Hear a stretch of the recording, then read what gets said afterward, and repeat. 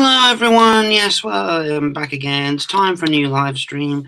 Today is the 30th of June 2018. Fuck knows where this year is going.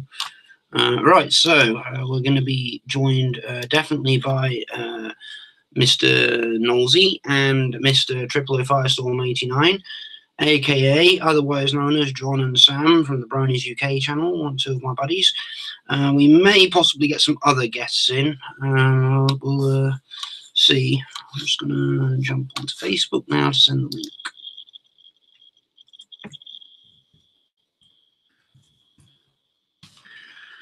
Alright, so while we're waiting for our guests, I'll just talk a bit about what I've been up to this week. Really not much has been happening. I've just been getting out, enjoying the nice weather, which means I've been going out in the evenings pretty much. I went out every night this week for a drink and met some mates. Yeah, a bit crafty. It's the summer, you know. It's just too hot to sit in a flat all day. Let's open some windows. Take a breeze. Right.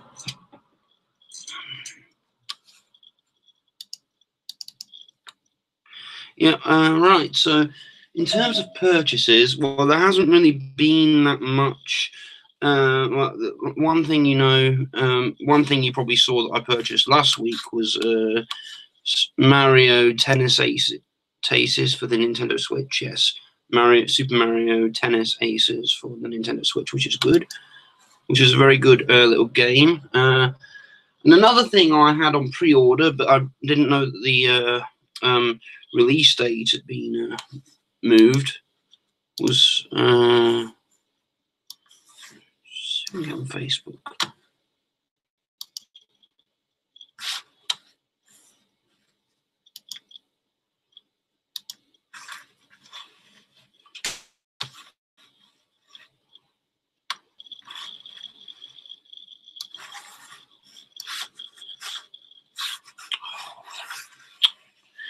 Yes, as I was saying, was that the Crashing Insane trilogy for the Nintendo Switch release date was moved a whole month forward. So its official release date was Friday. I had a copy of it on pre-order, was just waiting for July. So I've been playing on that. I took my Nintendo Switch out with me yesterday when I was picking it up and played it.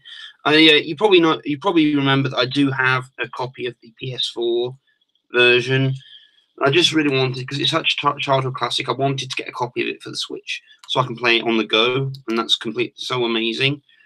Great game to play if you feel bored. You'll just get lost in it. Good old classic strategy game. So yes, so we should be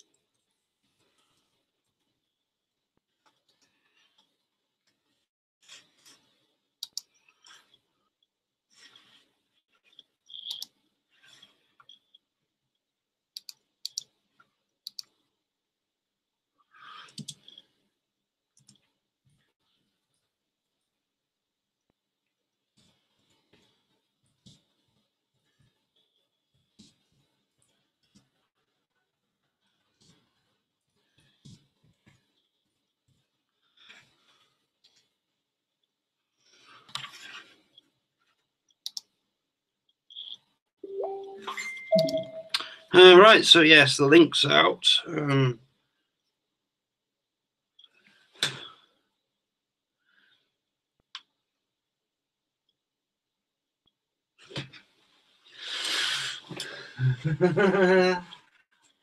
Right, so yes, so in terms of purchases, yes, those recently, there's 2 Switch games have been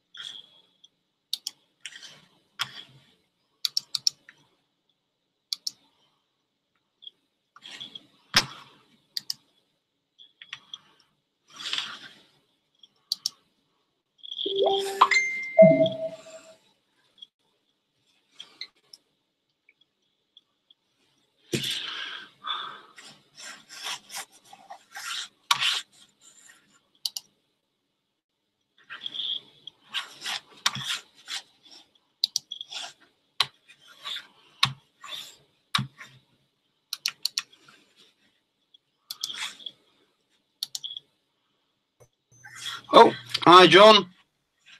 Hello. How are you? Oh, not bad, not bad. Let's see if we can get. Sam's got the link, so Oh, hi John. Hello. How are you? Oh, not bad, not bad. Oops. Head myself back again. How are you then, Lawrence? How you been? I'm good, thanks. Yeah, still very hot. Yeah, it is hot. Very hot. It's not as hot as, to be honest. I went out earlier, just nipped to the local shop, and it was warm, but I didn't think it was as hot as the past 3 days or so, because I think the days that I've been working in have been a lot more humid and a lot, you know. But today's started to become a little bit more humid than actual hot. Yeah, I get what you mean. Just check It's still very nice here. It's not a cloud in the sky, blue sky, very nice outside, but I can only take it for so long. I can only go out in it for like an hour maximum, and then I'd have to find shade or something. Yeah, I know what you mean. Yeah, I've got real fair skin, you see, so I burn really easy, and I can get I can start really really thirsty and everything. Yeah, So I know what you mean.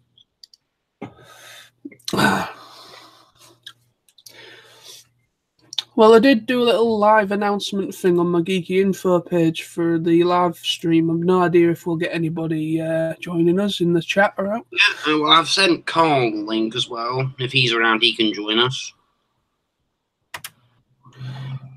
Yeah, it was about 15 minutes ago. I just said we're going live again, so see if anyone comes along. Yeah, because I've sent Sam that link twice. We're just waiting on him. So. Yep, we're always waiting on Sam.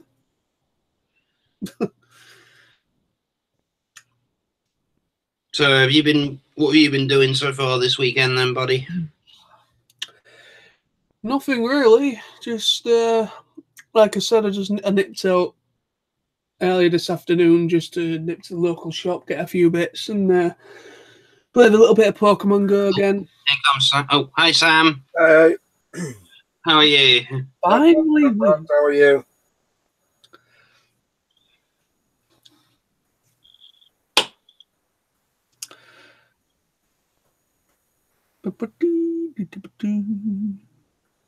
What is the subject?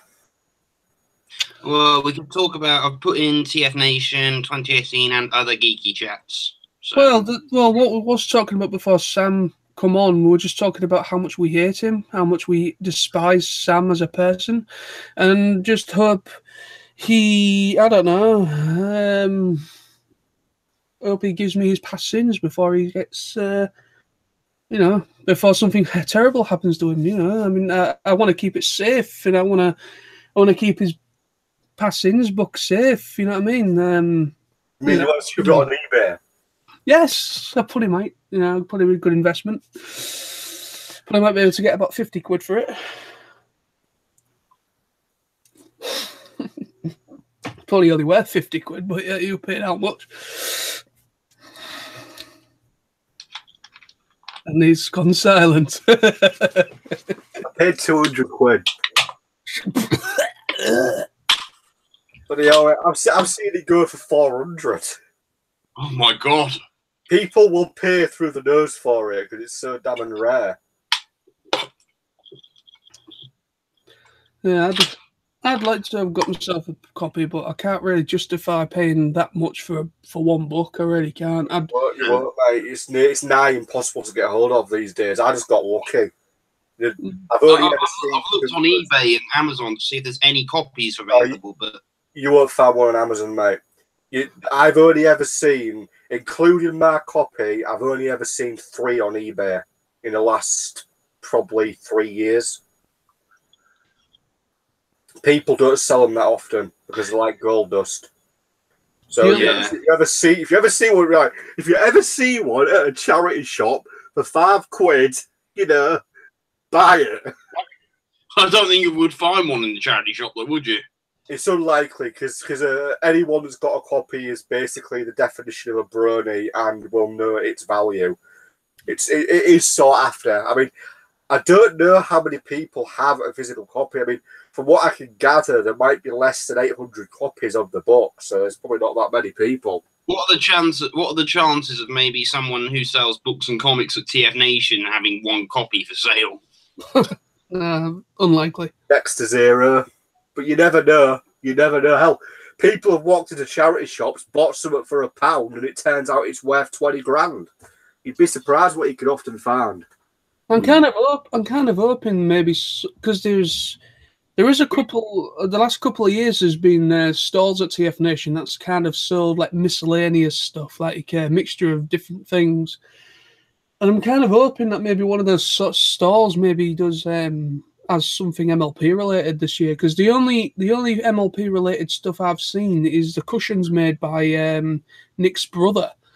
Because obviously I purchased I think 1 or 2 from him MLP related. No, 1. I think you bought Sam's one, didn't you, last year, John? Yeah, I bought myself one and Sam one last year, and then I bought a Transformers G1 one from him as well. So yeah, I think how many did I buy? I bought a Soundwave one as well from him. How many did I bought 2 cushions from Nick for myself. I bought the Red Ranger Torso one. I bought myself the Kamen Rider one. Cool. And I bought a Batman one for my sister. That must be kind of well. Don't get me wrong. I'm not saying it's easy to do because I don't know really how to.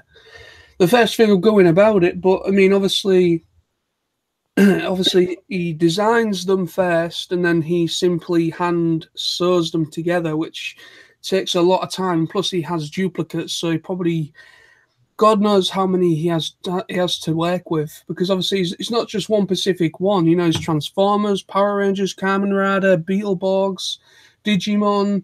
I didn't know he had a Beetleborgs one. Well, I'm just saying, I don't know if he's had them on his stall, but he literally does them for, he literally covers all sorts of different things. He does most of the geek culture shows, anything from the 90s or that's modernly recent he does. I suppose you could ask him for a special order. Maybe if he said, do you take special orders? Like, was you possibly, I don't mind paying a little bit extra. Was you able to maybe make us one, like a Beetleborg one for us, like, or I don't know, something that he doesn't usually sell? Because quite frankly, I would have thought most of his money would come from special requests, as well as selling the ones he's already made. Because Nick sells them on his stall, doesn't he? Yeah. Well, It's actually a two-parted stall, actually, because obviously Nick is the main one, the main seller, but his brother comes to help him out on the stall. So if his brother's actually coming this year, I've no idea if he is. I've no idea because I literally have no idea. But if his brother's coming this year, I'm guessing they will share the table between them.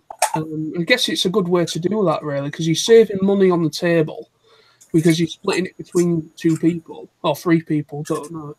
And then obviously you've got more chance of getting sale through your table because you've got someone else selling their stuff, and you've got obviously miscellaneous stuff like Transformers, Power Rangers, and things like that. Yeah, well, that's good, really. I mean, the other stalls, some of the other stalls have a bit of other stuffs, other than Transformers. I mean, and then one person did have some Nerf stuff because obviously that's a Hasbro product. I'm really looking forward to have a nice little catch up and chat with the Gundam guy this year because I've not. Yeah, I'm definitely gonna buy a Gundam. I'm probably gonna buy a Gundam figure, not a Gundam kit, so I'll never be able to build it. Well, the amount of kits I've bought I've never finished, or they're like halfway, so it's just a torso or a leg. I need to really get back to doing my Gundam kits. I've got a couple of master grades and I've got a couple of HG grades that I need to finish. I would really like, if I had the money and I had the space, I would love to get one of those massive ultimate grade ones, which are massive. They're like, let's just put it this way, they're probably kind of the size of two MLP plushes, but on top of each other. It's probably about that size in scale. Massive things. And fully articulated, but God knows how long it would take you to build that. I mean, literally just the head alone would probably take you a bloody month. It would probably take me a year to build just the head. Yeah. Yeah, I mean, to be honest, I ain't got the most patience in the world. I really don't. Literally, I mean, I've built a couple of them over the years. I have completed a couple of them. One of them there's different grades though, because you've got HG grade, which is essentially, you could say, deluxe scale. So they're about the size of a deluxe transformer. So the HG grade ones, they're fully articulated, but they're smaller scale. Then you've got an even basic scale, still HG grade scale, but they're basic to the point where they have very little articulation. They're literally just a display piece, and the process of the build is actually much more basic and quick. So I've got one of those as well, and I've got a couple of HG grade normal ones, and then I've got a couple of master grades. So I've got the Zaku 2 Gundam kit, which is I think it's from Gundam Wing, or it's from the Gundam Seed. I can't remember. And then I've got it's down there, Zaku 2, yeah. And then I've got the Mobile Suit Gundam from the actual main character's Gundam Master Grade kit from Gundam Wing. I've got the main character's Gundam, and it's awesome. But the only thing is a hell of a lot of articulate pieces that goes into it. You even have to build his wings. You have to build his wings. You have to build everything, and it's a master grade scale, which means it's about the size of a Voyager class or a Leader class figure. So it's much more in depth. It's taken me so long. Plus, I lose bits as well. I know. Yeah, because literally the amount of stuff that I've lost, like really small little bits, like a crucial little part for the head or something, and then I lose it. And I'm just like, why do they make the parts so bloody small? Why can't they just, God, it infuriates me sometimes with them.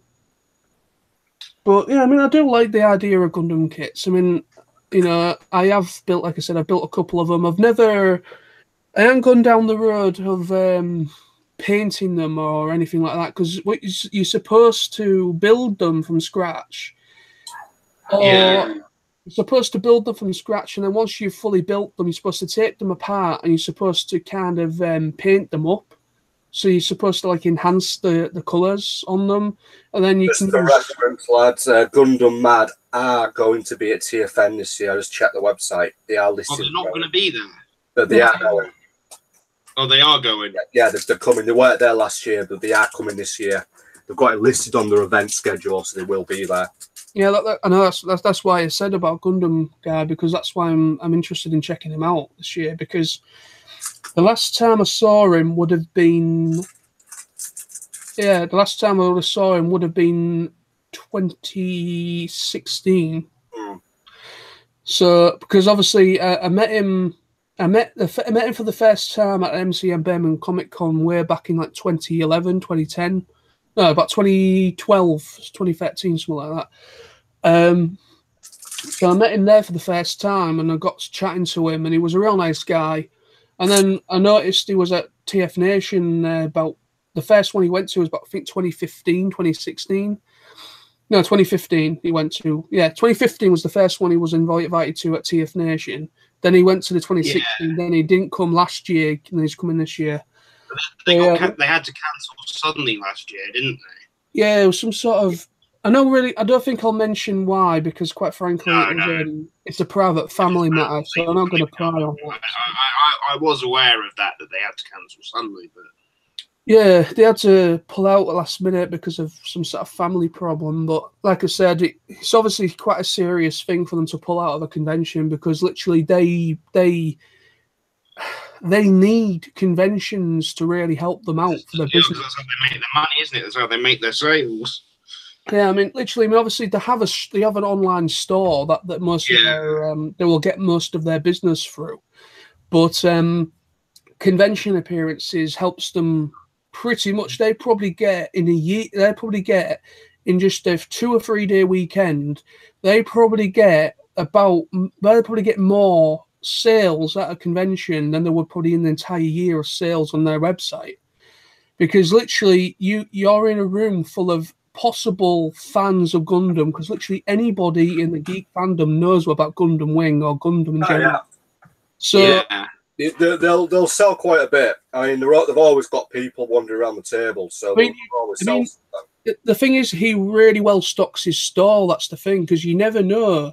Because when I went up to him at TF Nation, I just said to him, I said, "How's sales been?" You know, just in conversation. He said, "How's business been for you?" And he said, we've sold a lot of stuff. I mean, it doesn't look like it, because obviously we've got others under the desk and we've got extra stuff.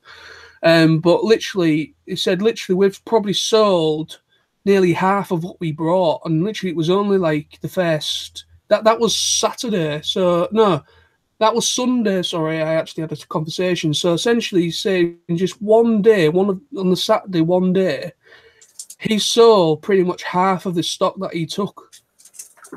And then obviously by the end of it, no doubt he probably would have sold pretty much nearly all of it, except for the stuff you would have seen on the actual stall itself.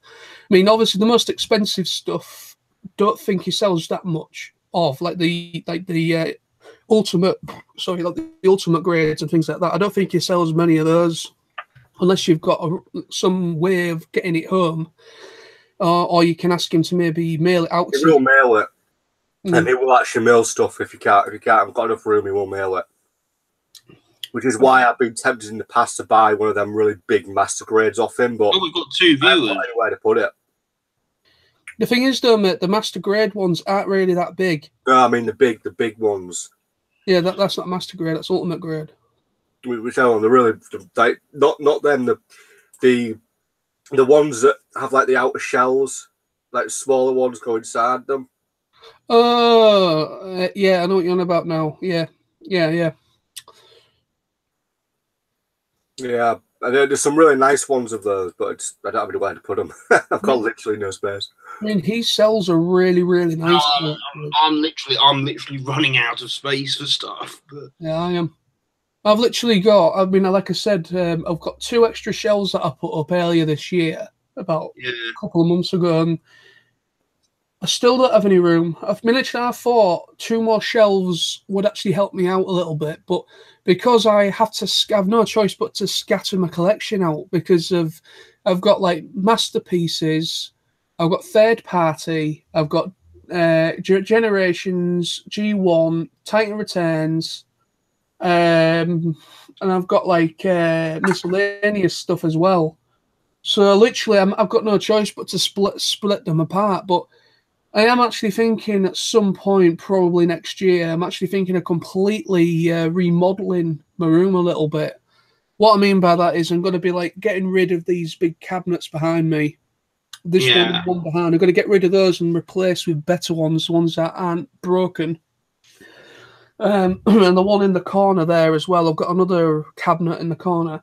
I'm going to replace that and get a bigger one or a taller one. Mainly because I need the space mainly for my DVDs. Because I've the one right behind me, behind the door here, right behind the head. That is literally full of anime. That whole full one behind me is full of anime. The rest of this one here is actually full of just normal DVDs and Blu-rays, and then the one down there is full of other DVDs and Blu-rays. So I need to really go about maybe changing things up, or maybe get some extra furniture and replace the furniture I've got, and kind of like see if I can make some room. Or if it comes to it, I might have to make. Well, I'm not actually the stuff I've got. I don't really want to sell because a lot of it's like, I kind of like the stuff I've got at the moment. But I mean, I've got three. I've got, let's see, 1, 2, 3. I've got 3 big shelves, absolutely full of DVDs and Blu-rays. It's got other stuff on them. I've got another, just one mini shelf full of DVDs and Blu-rays down at the back of me, at the back of this room. I've got all my mangas and some other books on a shelf. I've got figures, plushies. Ugh. Cal's just commented on the live chat saying Gundam Pretenders. That's pretty much what you were spoken about, Sam, where the big kits where you can put a Gundam inside. Right. They're pretty much like, yeah, they pretty much call them Gundam Pretenders or something. So I've just noticed that now on the chat. So hello, Cal. Hi, Carl. Yeah. Hello, Cal. Welcome to hell. Come on, you're welcome to join us. Yes. We're going to talk ponies. We shall talk to you about MLP, and we shall melt your brain and crush you and delight in your defeat. Yes, it will be glorious. More than likely, he'll just crush us. We can try. All together now, lads. All together now, lads. My little pony, my little pony. Oh, we're going to be like getting all the big guns. Live on YouTube, people. We are literally going to attempt to melt Carl's brain with pony power.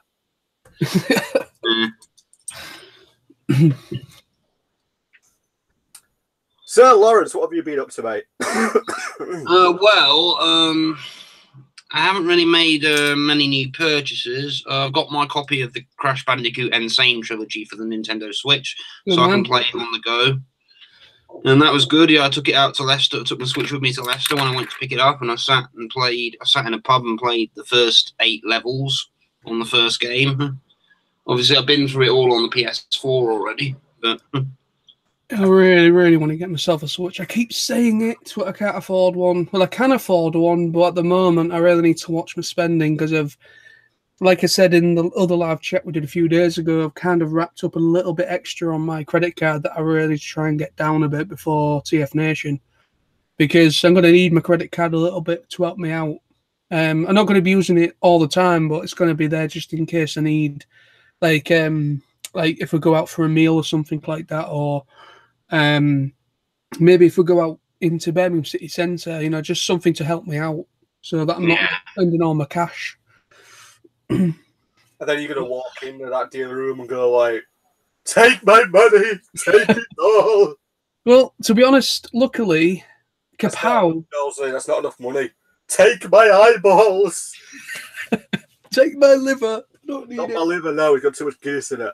I need that to drink. That's the only thing you can't give up at TFN is your liver, mate. Take my pancreas. I don't need that. Just take my eyeballs. And then you won't be able to admire the beauty of what you have bought.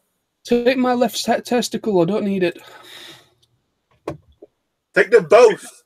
I have no need of them. Cal's come back. My little pony, skinny and bony. Only good for pedigree, chum. Oh, that's just evil. That is evil. That's brilliant. I think that's quite soft on Carl's terms. I thought he'd be much more. I thought he'd be. I think we can get Lawrence here to do like a DJ beat behind that, and we could maybe do a little a cappella version of that. Skinny ponies for your cat chow. 99p each. Flavors include Twilight Sparkle, Fluttershy, and Rainbow Dash. And everybody's favourite, Rainbow Dash. Well, Except tastier. Yeah, Luna. Don't get Luna. No, we don't eat Luna. Nowhere. Well, the rumour is that... oh, Carl's coming. Hey, Carl. Go. Carl, you awesomely evil man. How are you? Oh, hello. I'm too good. What's up, mate? No, I've not long since woke up. Ah, you've been sleeping. Fucking heat's killing me, man. So I'm not sleeping properly. Yeah, I'm not sleeping properly at night. And it's like I didn't get off till I can't remember. And then I didn't doze off till about 7 o'clock this morning. Then I woke up at about 12ish, and then I was awake for about 3 hours, and then I dozed off again. I've only woke up about 20 minutes ago. Sorry, I've got to be up early in the morning. I'm supposed to be going car boot, so I've got to get up at fucking 5 o'clock. Bloody hell. I'm entertained. You going to a car boot? What, you going to help out? Are you just going to have a look, or? No, I'm just going to have a look. My mate said he's going one at car boots, and I haven't been car boot for ages or like that. So I thought, well, he said, did I want to go? So I'm like, yeah, I might as well, because I just want to have a look round. If you can get stuff cheaper, like. Yeah, I mean, I miss a good car boot. We don't really seem to have one. Well, we do. We have Walton Street Market, which is like kind of up the road from us, but literally they have like a little. Dodgy. Yeah, but if you get there, off DVDs. Shut up, Sam. If you get there early enough, you can go to a car boot, because they've got like a car boot side of it, and then obviously they've got like an actual market. But like Sam says, there's a lot of bootleg bullshit. Yeah. I don't know why people bother selling knockoff DVDs and stuff anymore. It's No, particularly if they're films that have been out for ages. No one's going to want a link. Yeah, exactly. Yeah. I mean, it's like I mean, I can remember back in the day, buying, like fucking. Oh God, what did I get? I got some thingies, like knockoff tapes. Not videotapes, fucking actual, music tapes. I remember picking up a few albums that I wanted from a guy selling knockoff tapes down at somewhere in Sheffield. And I went to Sheffield once, some bloke selling knockoff tapes. And it was like, oh, you can have, what was it? Fucking 3 for a $5 or something. So like, oh, nice one. I got these albums that I wanted, and it were a lot fucking cheaper. Like cassette tapes, or? Yeah, cassettes. Yeah. Yeah. Back when, if you wanted to listen to music on the go, you had a Walkman. Yeah, a portable cassette player. Yeah, and you could plug your headphones in. Yeah. Yeah. But it's like now, it's there's no point in selling knockoff DVDs, because everybody's got internet, and if you can't be asked paying for somewhere, it's easy enough to put it online or download it. Yeah, it's damn easy to do it online. Not that you could do that, of course, because that's not very nice. None of us loses the industry money, so. We just to be fair, they've been saying that for years. I mean, fucking, there was the whole like, don't copy that floppy and home taping is killing music thing that were in the, the 80s and the 90s. And it's like, well, if copied games and copied music and, knock off, dodgy videos and stuff are killing the industry that much, then why is it still around? Yeah, that's a fair point. Yeah, so it's like that. I mean, there's certain things. I mean, it's. I mean, I don't go pictures anymore. I mean, I went to pictures, not last week before, for the first time in years to see Jurassic World. and right. whatever the new the Fallen Kingdom. Yeah. And the only reason I went, Sam. yeah, the only reason I went was because my mate, he's got what they call it, because he's got two of his kids are autistic, so he's got like carers card thing for both of them, and each card it allows 2 adults and 2 children into pictures for Noel. So it's like he said there, he says, do you want to come pictures? Because his youngest kid had never been to pictures before, and he asked if he could go pictures to see Jurassic World. So they said, well, might as well go, because we've got these cards, and they didn't know that they could use them to get into pictures or all. And they found out, and they said, well, we might as well go pictures with this and see, give it a try out, see whether we can get in.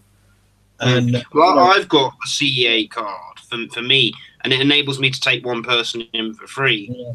These ones are for kids, though. It's called a Thai card or something like that. Yeah. It allows 2 adults, 2 children. So it's supposed to be like, carers, and then the children themselves, and a friend or something like that. But yeah, he's got in and he went to pictures and it's like, well, but I tend to wait for stuff to either come on telly now or things, because I don't particularly like. I mean, one of the things I weren't looking forward to was sitting in a darkened room full of strangers for 2 hours, sort of thing. It proper set me off. And I was all right once I got there and kind of sat and film started and everything. It's because I managed to shut the rest of the world out, sort of thing. So as I was concentrating on film more than I was, the fact that I was sat in a room full of strangers, sort of thing. But it's like that. I mean, why would you want to pay fucking 15 or 20 quid or whatever it was to go pictures when you can get it on on DVD or whatever? Yeah, because now when if a DVD is like $9.99. And that's the price of one cinema ticket. So yeah. I mean, that's the thing. That there was a what they call it on telly years ago when they were trying to do the whole fucking what they call it. Don't copy that floppy thing again. And it was it a song? Was it Knock Off Nigel or something? Oh yeah, I remember that one. That was 2006, I think. Yeah, it was it Knock Off Nigel, he buys copy DVDs or whatever. And I remember somebody put a thing on doing like a response to Knock Off Nigel, and they said they said, well, the problem is, it says, say a family of 4 wants to go pictures, it's going to cost them about 50 quid.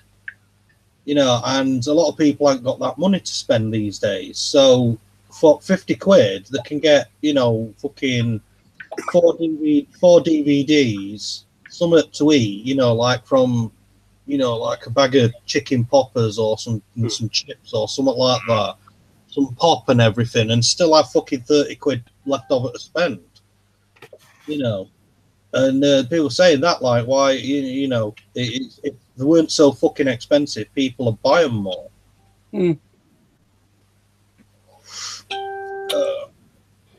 Yeah, I get what you mean, Carl. It's a fair point. I mean, the cinema near where me and John live, there used to be extortionate on the prices. They used to be almost 10 quid a ticket. And we recently knocked the prices down to 5 quid a ticket because of all the complaints. I think we realise, if we don't, people won't come because people don't want to spend 10 quid on a ticket. Yeah. Well, that's it. I mean, you can download an HD quality copy. And, if you've got like a big, somewhat inch screen TV. Well,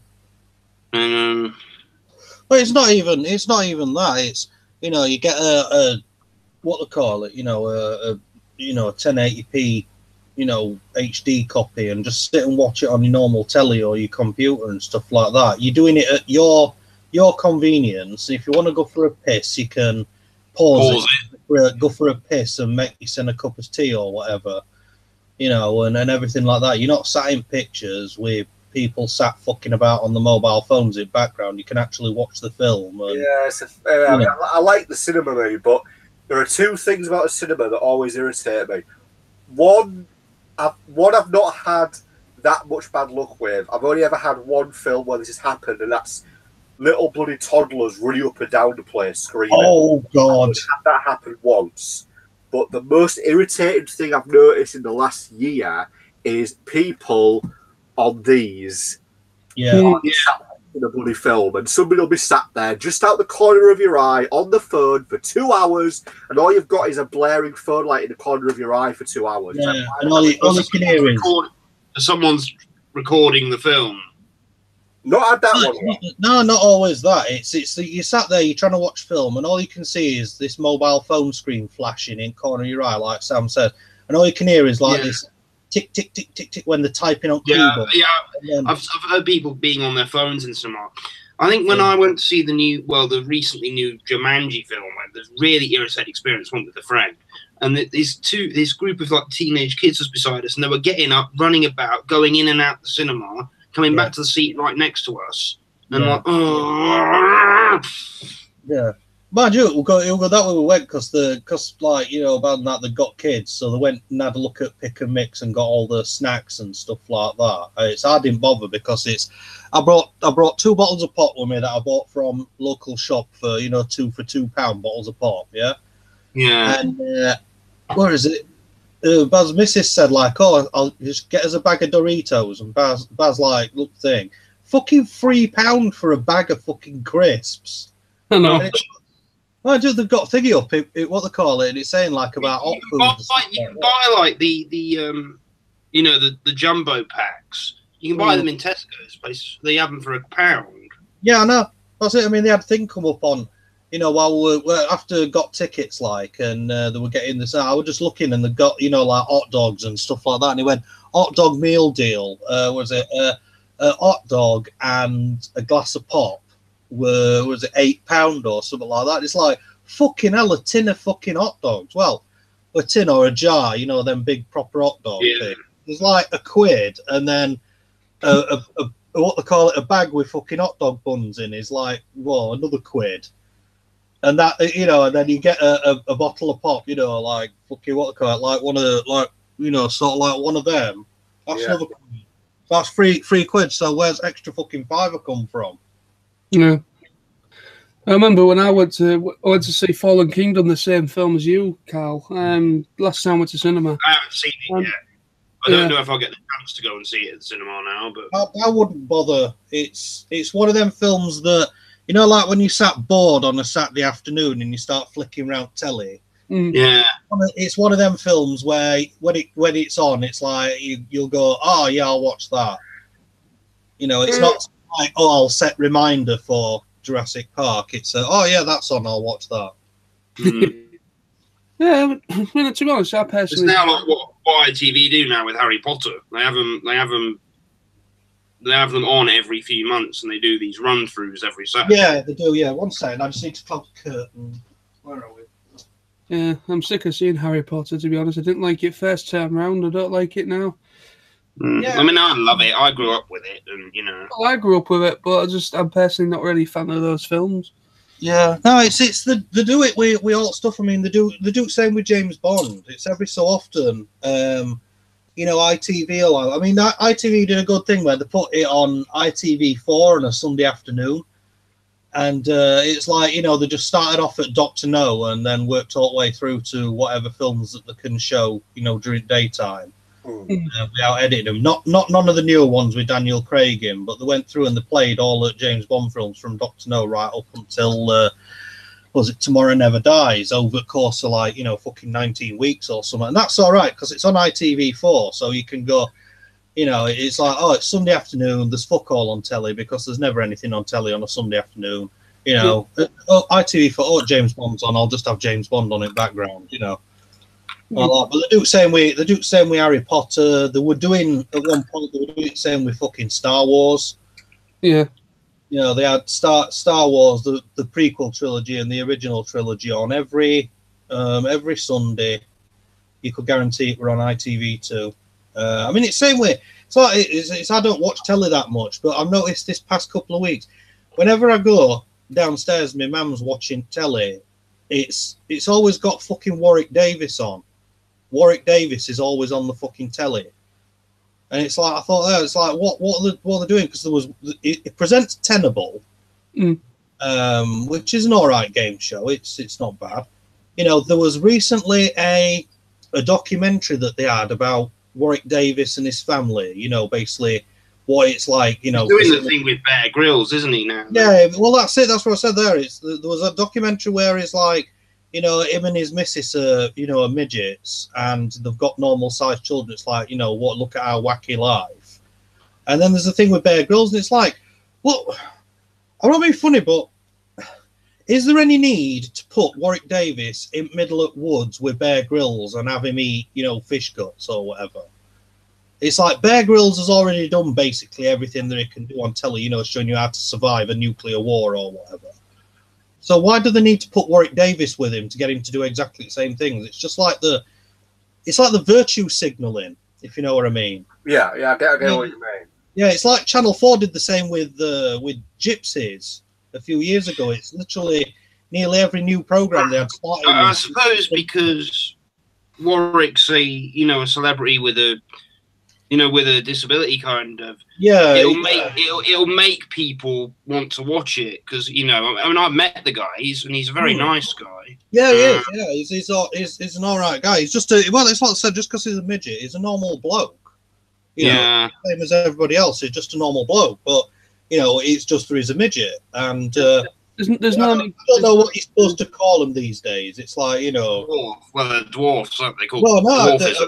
When I went what they call it, it was referring to them as little people again, which is something I haven't heard since the 80s. I mean, it's like when he was on the Piers Morgan Life Stories. Yeah, He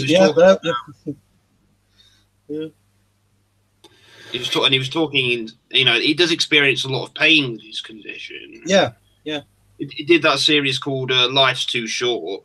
It shows you what do things he does when he goes shopping. That's what I read about with him and his family. Yeah. But that's the thing. It's like there when I sit there and he's referring to himself as little people, and it's like I can remember during the 80s. You know the guy who what's it called, Billy Barty. He was quite a famous dwarf actor, and he had this thing with the other dwarf actors because they wanted to be referred to as little people, whereas he still called himself a dwarf, and they didn't like him for it. And then it moves along, and then next thing they want to be called midgets. Because I actually know a couple of people who are midgets, and most of them are not bothered. They don't mind if you said dwarf or midget, but they just prefer that you call them by the name. Well, it's the same thing. I mean, obviously, I know I have Asperger's syndrome. And something I found out a few years ago is that a term that some people call people like me is an Aspie. I'm not really bothered by that. But some people I know are very offended by it. Oh, yeah. Well, that's what I say. You can snowflake themselves to death if they want, I don't think. I mean, it's like I've got Asperger's, but, I refer to myself as a spacker. And that's fucking true, people. I can remember I said that once about that, I was like, don't say that. I'm like, why? Because it's not nice. Because, well, if I choose to call myself a spacker, what the fuck's it got to do with you? Same as I call myself a cripple as well, when I can't fucking walk. And, you shouldn't say that. Why? Look to fucking me where I want to call myself. I've got what they call it. It's like I said, there's fuck all odd tellers. I've got, was it Big Bang Theory, just playing in the background. I fucking hate the program, but it's better than no. And one of the things I like to do when I do watch it is, like looking to see all the stuff in the background that they've got. Yeah. And, like what they call it, seeing spot stuff and get terribly excited of it. Like I'm just sat here, they're sat eating dinner, and camera keeps flicking over the thing, and they've got an Eagle transporter from Space 1999 sat in the background, and it's like I bet you not many Americans will know what that is. Probably not. I remember that. Even though Jerry Anderson he was quite successful in America, I think, with Thunderbirds. Yeah. Well, yeah, I mean, it was known pretty much all over the place for stuff like that, wasn't it? Yeah, I met him as well. His most successful thing. Yeah, his most successful thing was Thunderbirds. It's down there as well. Loads of Americans won't know what that fucker is. That's pretty cool, though. Yeah, but it's not most. He was most successful in America with Thunderbirds. But it's like I say, there's not all the other stuff that he did didn't really take off very well. I mean, really big it's hit, like- Captain Scarlet. Yeah. You know, yeah, it's like Supergirl, UFO. Stingray. I loved Stingray. When I was a Yeah, kid. it's like UFO. Basically the reason why there was never a second series of that was because when it was on the telly, they didn't know what to do with it. Because they went, right, it's Jerry Anderson, so it must be for kids. So we'll put it on sort of in a kids time slot. But then it's got stories about, like divorce and people's kids dying and, and extramarital affairs and stuff like that. And people, people taking drugs and everything, and people being killed and gutted and stuff like that. And then I think it was after, was it 3 episodes had aired? They said like, oh, yeah, we want more episodes set on Moonbase. But by that time, there hadn't actually been any episodes set on Moonbase. So it's just like they went, like, it killed the series really before it even got started. That's why there was never a second series of it, and it's a shame that. Yeah, an interesting thing, Carl. You'll probably know what I'm talking about here. So, out of interest, because I've heard so much about this woman, I thought, you know what? I'm going to check out all of the videos Anita Zarkendian did on the game thing. No. What an absolute load of shit. Oh, yeah, I've never seen a more bunch of crap in my life. Yeah, she's set her sights on, like board games and stuff like that now. Yeah, I heard about that. Yeah, what is it? Last I knew, she was going after, Dungeons and Dragons and stuff like that. I have no clue what she's talking about. It's so obvious. No, she hasn't got a fucking clue. And it really fucking disappoints me when you see people going on about and using her as such and such, and then they repeat back exactly what she's fucking said, and that basically all they've done is they've watched one of her videos and taken it at face value. They've not actually looked into it for themselves. I mean, I can't remember who it was. There was somebody that was on fucking Facebook, in Transformers group, and all of a sudden he started spouting bollocks like that, about video games. And I just says somebody's been watching Anita Sarkeesian, and he went, yeah, so, and I'm like, oh, for fuck's sake. Literally took it at face value just because a woman said it. Everything. It's painfully obvious she's never played any of the games. Yeah. And it's literally like you could tell from watching the videos that she's just a lady with an axe to grind, but hasn't got any real knowledge on the subject she's talking about. There's even a video out there of her at a presentation sort of thing. Yeah, 2010, saying she doesn't have any experience or knowledge of it. Yeah, she does actually admit that she's got no interest in video games whatsoever. I mean, somebody, I think it was at VidCon last year, the one where Sargon turned up, and she had a right go at him, and then Sargon put a complaint to management and said, why should I have to suffer that level of abuse, sort of thing. And I think it was a VidCon where she was doing a Q&A, and somebody actually asked her if she believed what she said, and they were quick to step in and say, Anita refuses to answer that question. That kind of puts everything into perspective, doesn't it? Yeah. Well, that's it. She started on if you watch what they call him, The Quartering on YouTube, he talks a lot about video games and Magic the Gathering. And it's like he said there, he started doing the whole, what they call it, talking about how, this sort of snowflakeism has infected Magic the Gathering now. And it ended up leading to him getting banned from the Magic the Gathering, official Magic the Gathering tournaments, because he said he didn't like it when cosplayers come and acting out while he's playing games or whatever. I never really played those card games. I had a few goes at Pokemon. Yeah. In the day, but I did that. What they call it? It's like I say, I used to play Yu-Gi-Oh a hell of a lot, but I sort of went off it. I was going to start playing the Dragon Ball Super card game, but it's like I say, I was going to go into town earlier on today because, one, it's been Armed Forces Day today, and I thought, I'll nip down because they have like a big sort of thingy, where they've got like blokes from Army and everything down in Doncaster.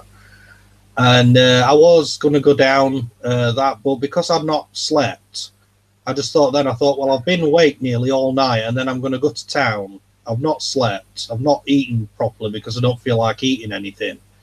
And I'm going to then go and try and walk around town, and and I just didn't fancy it. And I eventually did manage to get off and have a bit of kit. But it's like I say, I could have gone down to and played a thingy, played a couple of games of Yu-Gi-Oh or something like that. But I just didn't fancy it, and I can't really afford to play Yu-Gi-Oh anymore because it's like, say, even if I stop spending money on fucking Hot Wheels and stuff like that, I probably still won't be able to afford to play Yu-Gi-Oh properly like I used to. I haven't played it in about 7 years. Now that you've got your Xbox One, Carl, do you ever buy Blu-rays? No, I don't even have a Blu-ray player. Well, I do because I've got an Xbox. Yeah. But, I don't bother with Blu-rays. I don't see. It's rare that I'll buy DVDs nowadays, so I don't bother with Blu-rays. So I don't see point in getting them. You just do digital. Yeah, I'd rather sit and watch it on my computer because it's like I say, I've got a computer and I can play anything through it. So I might as well watch it on fucking Blu-ray.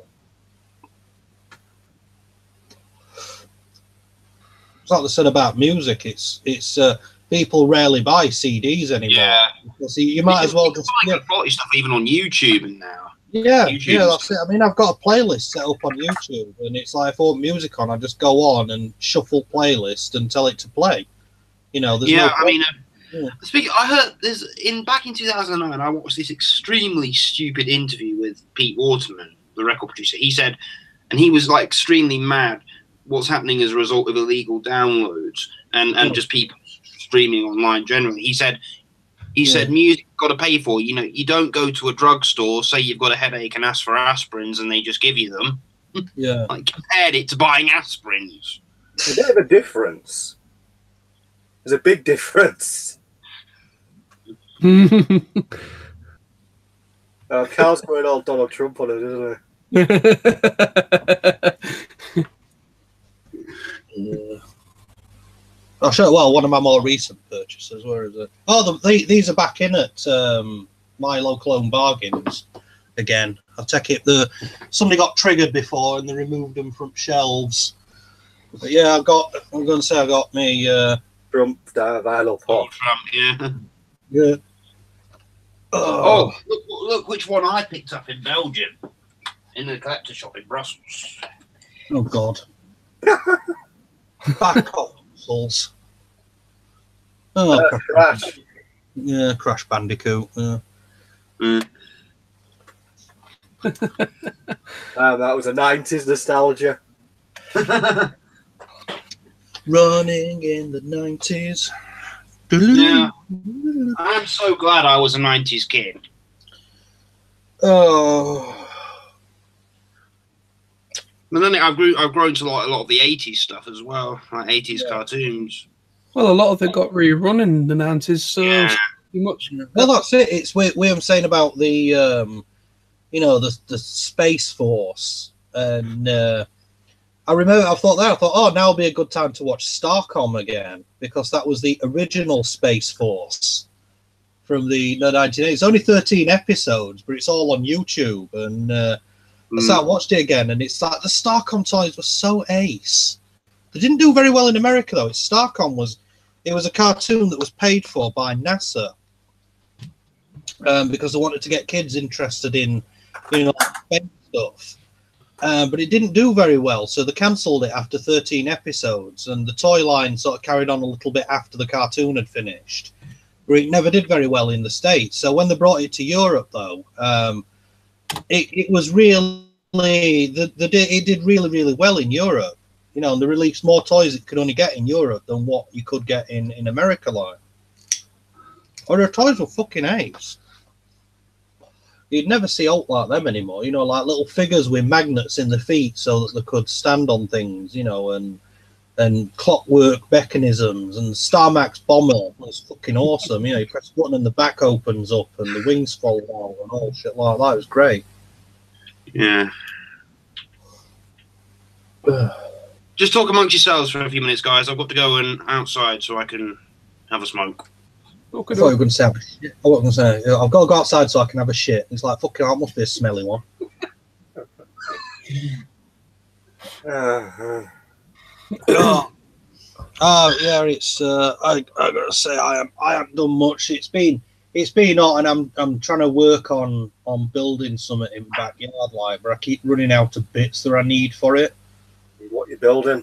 I'm building like a well, my mum said she wanted to build like a water feature sort of thing in the backyard with, like, you know, for like we're a pond and then things to put plants on and a waterfall and stuff like that. And it took her 3 days to nail some bits of wood to the fence. Well, to screw on some bits of wood to the fence. And then she started complaining that, you know, oh, I can't use you know, cordless screwdriver and stuff like that. Basically, what it was is that, you know, oh, it's too hard. Will you do it for me, sort of thing. And you know, so it's like I've took over. I've started building it properly. But the problem is, it's like I say, I know roughly what shape it's got to be in, and I think I've got enough wood to do it all. But the problem is, I keep running out of things like corner brackets and stuff like that, and because I need, you know, obviously I need metal corner brackets to put in to strengthen the wooden frames and things like that. But I keep running out of them, and it's Own Bargains does this thing where they've got these little bags of corner brackets, and you know, like you get like 6 or 7 for £1, but I need more, and they keep fucking running out of them. So it's like I say, I'm doing a bit of time, but because it's hot like this, I can only do stuff sort of like, you know, first thing in the morning or last thing, you know, sort of like at night, because it gets too hot during the day for me, and then I start getting, you know, pain and everything like that when I'm trying to do stuff. And I want to get it finished before, you know, end of summer. Yeah. Say I can't do it on it because there's fucking I'm missing parts to do it with. Sod's law, that ain't it? Yeah, exactly. Yeah, I mean, you know, it's like I need I've got some longer screws now because the screws that we were using were all right, but they were only put in about, you know, like when you put in 2 pieces of wood together, it needs to have a decent grip on it, and the screws that we were using were there was only about, what, 1/4 of an inch going actually into the second piece of wood. So it rolled in it, but not very firm like. So I've got some longer screws for that. So now that any bits I have to do that way will hold firm. But, you know, it's just a fucking... I mean, man, we're using screws that were like that, you know, like a fucking inch-long screws, then putting them in at weird angles. And it's just like, fucking hell, no wonder this is falling apart already. Yeah, that's it. It's, I can't do no today because I've got no what to call it. Because I'm at a bit now where I'm starting to put. I've built the main frame that, you know, everything's going to sort of sit on. But I need brackets and stuff to you know, to reinforce it, and then start making the, you know, like shelf bits that plants are going to sit on and stuff like that. Mm-hmm. Yeah. So. I can't just sort of like whack a few nails into wood and hope it holds, sort of thing. Yeah. You know, when I build something, it gets built properly and it fucking don't fall apart. Well, it's amazing that how my mum, she wants me to make things for her out of wood, but then it's like, well, I'll need this, this, and this. It's like, no, you won't. I mean, she asked me to build an octagonal thing to put plants in, you know, like an octagonal box thing to put plants in. And I said, well, in order to do that, I'm going to need a fairly thickish piece of wood that I can cut into an octagon shape. And then I'm going to need some metal strips that I can bend round, you know, to reinforce the sides with. And she's like, no, you won't. You just like knock a nail through at an angle. And I'm like, yeah, if you could do that, yeah, but, you know, if you want it to fall apart in like 2 minutes and I don't. That's it. You do that and then put fucking soil in, and then when soil starts expanding, when it gets wet, it's gonna push out. And if you've only got little nails in at jaunty angles holding it together, it's just gonna burn. It's just gonna split open. Yeah. So I'm fucking But yeah, that's what I say. I've been trying to do that. I've not done no else really because of fucking thingy. It's like I ain't gone anywhere because I got money to go anywhere. Same here. Yeah. Another week until payday. I'm anxiously waiting for payday. Yeah. Well, it's end of June now, isn't it? So this is when people will be getting the money to spend over summer. That's pretty much kind of what I'm trying to do, trying to put money away mainly for later on in the year and stuff that's coming up like TFN and me going away to Benidorm for a bit, for a week, 10 days. So a lot of my time putting money away to go on holiday and just try and keep the spending down as much as possible. Benidorm, the Blackpool of the Mediterranean. Yeah, pretty much. Yeah. Well, that's it. It's like they said there. It's the fucking what they call it. The TV program Benidorm. That's actually what it's like. It's not a caricature. That's actually what it's like. There's more English people in fucking Benidorm than there is Spanish. Yeah, pretty much. Yeah.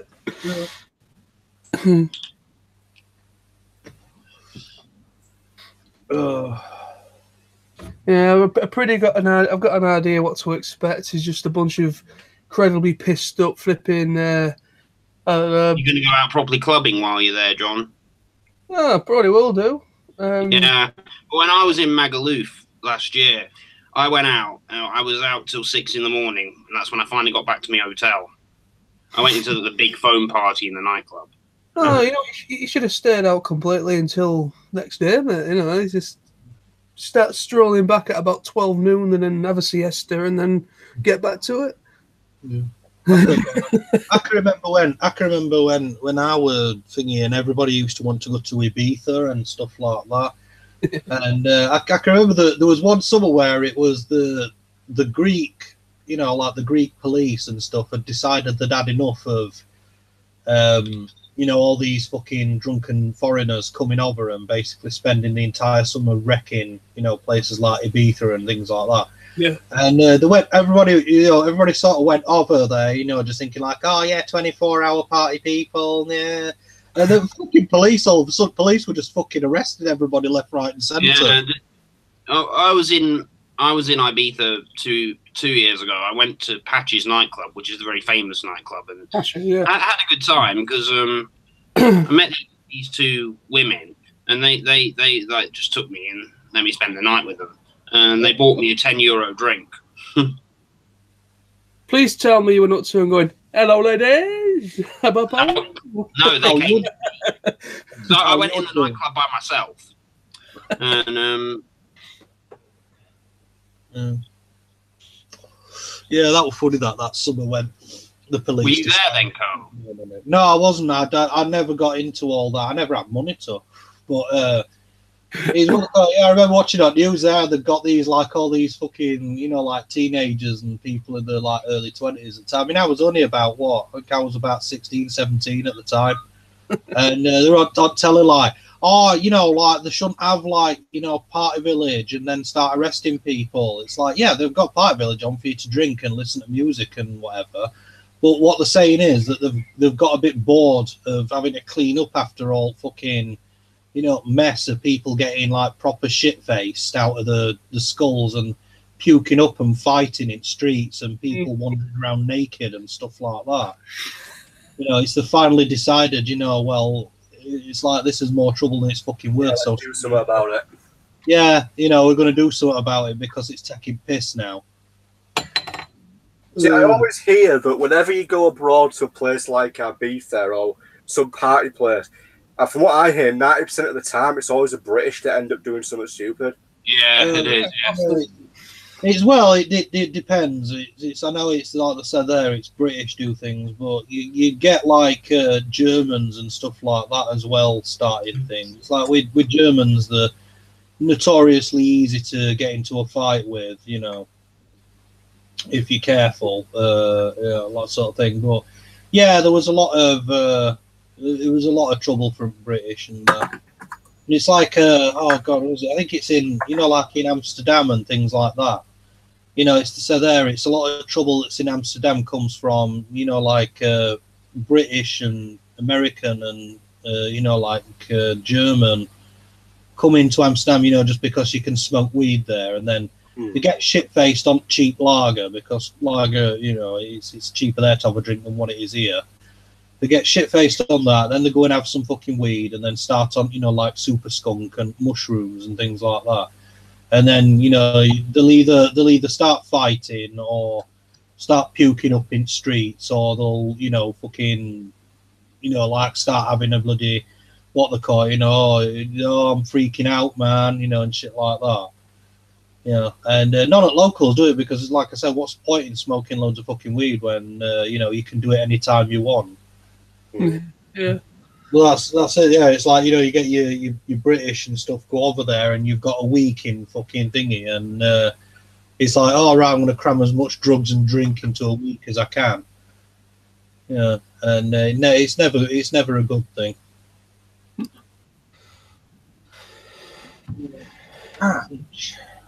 Yeah, but then when people do that, I mean, I sometimes watch. I haven't watched it in probably, I don't know, 3 years now, but there used to be that program. Was it Sun, Sex and Suspicious Parents? Yeah. And some of the people on that were just idiots. And there was one I remember particularly, and I can't remember where these lads had gone, but they'd gone somewhere. When they got there, they'd barely been there 4 hours, and one of the members of the group, within 4 hours, was rushed to hospital with alcohol poisoning. Yeah. And he spent the whole week of this trip in hospital because he nearly killed himself. It's just crazy. Yeah, they do that. It's fucking idiots. It's just because you've gone abroad somewhere and it's like holiday time and stuff like that. A lot of it, I don't know why. It's like when I used to work in that hotel. The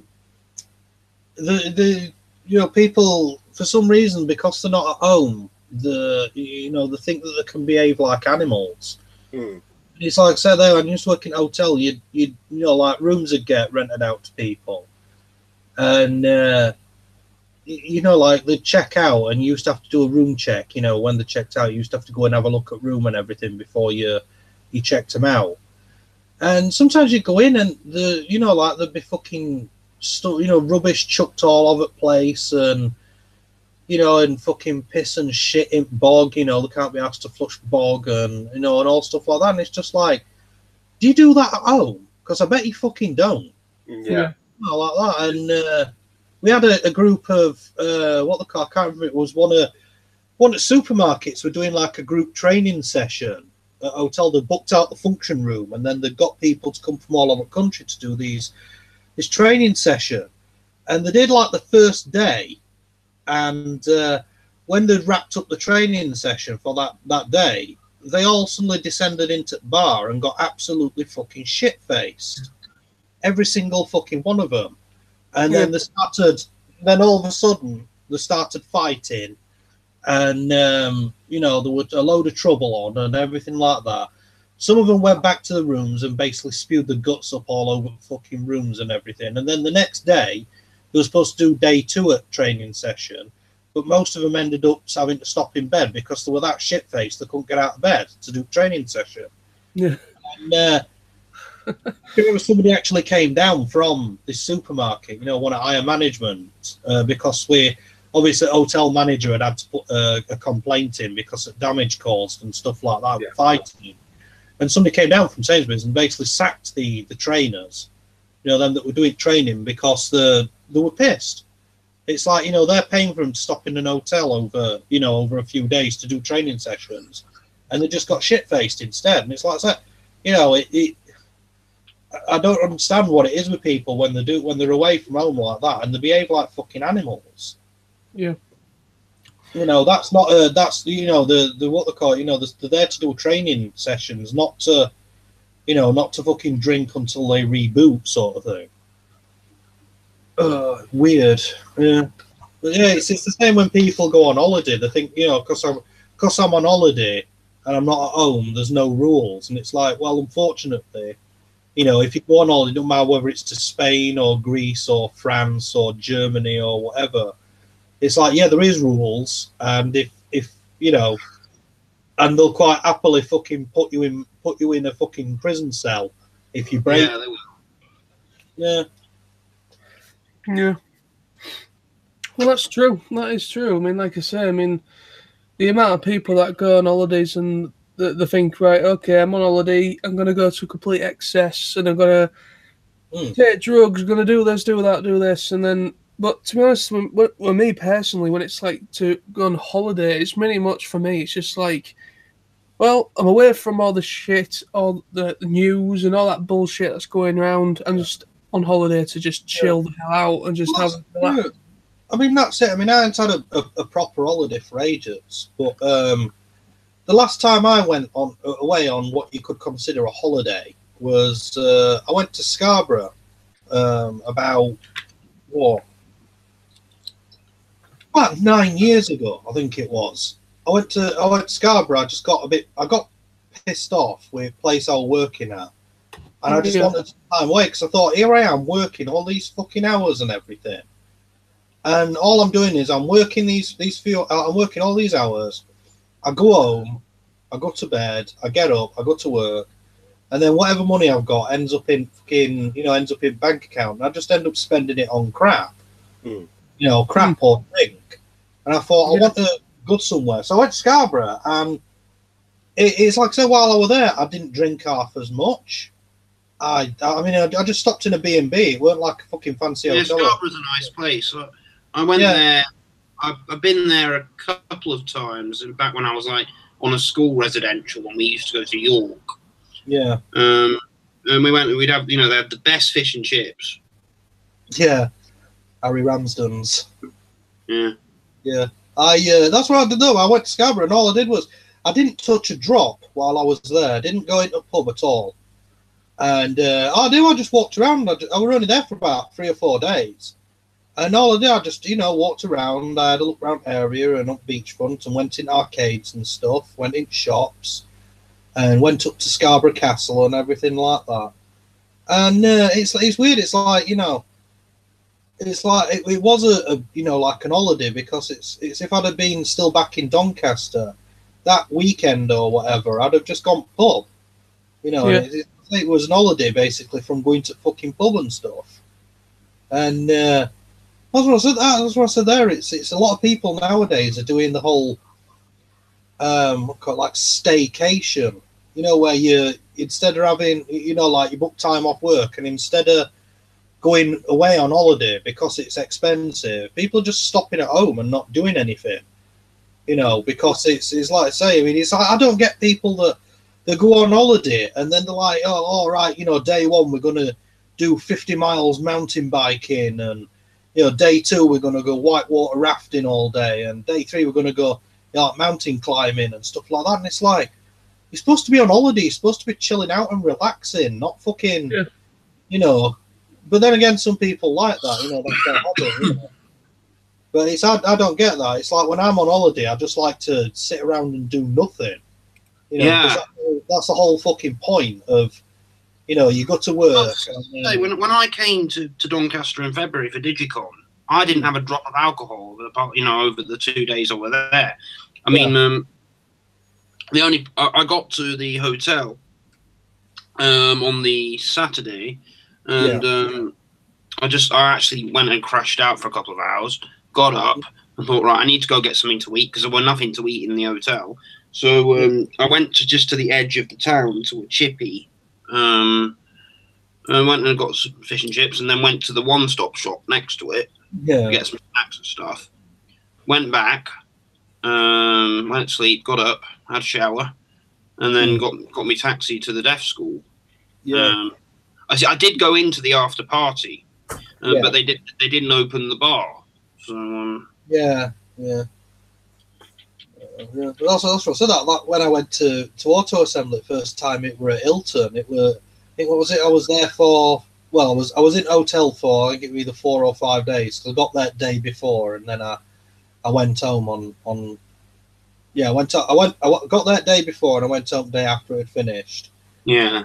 And, it's like on the I think it was the Sunday afternoon. I can remember it's just like I started feeling a bit rough, so I thought, I'll just go upstairs and sit and watch telly for a bit. And you know, have a cuppa and stuff and just chill out, sort of thing. I remember going up and I put telly on, and what was it? I can remember there was the film, you know, the Doctor and the Daleks film. Mm. And I just put that on telly, you know, just for something on in background. And then next thing I know, I opened my fucking eyes, and is it Police Academy 4 were just finishing. So it's basically, I looked, and what I've done is I've gone, laid down on bed, and as soon as Doctor and the Daleks had come on, I'd dozed off, and I'd slept through that. There was another film on in between, and then Police Academy. And it was just like, yeah, I think I've been burning candle at both ends a bit too much. Yeah, 3 films, bloody hell. That is definitely burning candle. Yeah, I slept through 3 films at middle of afternoon. Yeah. Mind you, I did, what they call it, I did Saturday night. I didn't go to bed till, I think it was 5 o'clock in the morning. I was downstairs in the bar area till proper late. And I know I was the last one sat in bar. Everybody else had chickened out and fucked off to bed. You know, and it was like I say, I was sat there on my own. I thought, oh, well, bar's shut. They won't serve me with any. You have to have it charged to your fucking room. I'm not doing that. I ain't got no cash on me, so might as well go and get in bed, you know. And then I got in bed, got up 2 hours later to come down for free all-you-can-eat brekkie, and started again. So there's no wonder I fucking kind of shut down. It's like my body went, no more.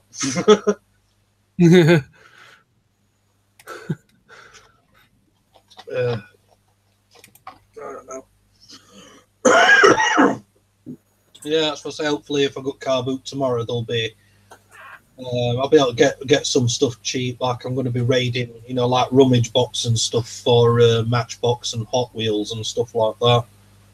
Because it's like I said to my mate, who were on about it, saying about buying what they call it. I said, well, I've mostly been getting stuff off eBay for that, you know, second hand. But the problem is, it's like you'll pay £1 for a car, and then it's like £3 postage. You know, so it's like, yeah, and I said, I need to get to car boots and stuff, you know, for things like that, so I can, you know, pay 20 pence for a fucking Matchbox car, no postage. You know, I could probably get, if it's unlucky, get a carrier bag full of fucking cars, and that's it. I won't need to spend any more money on buying cars for fucking months.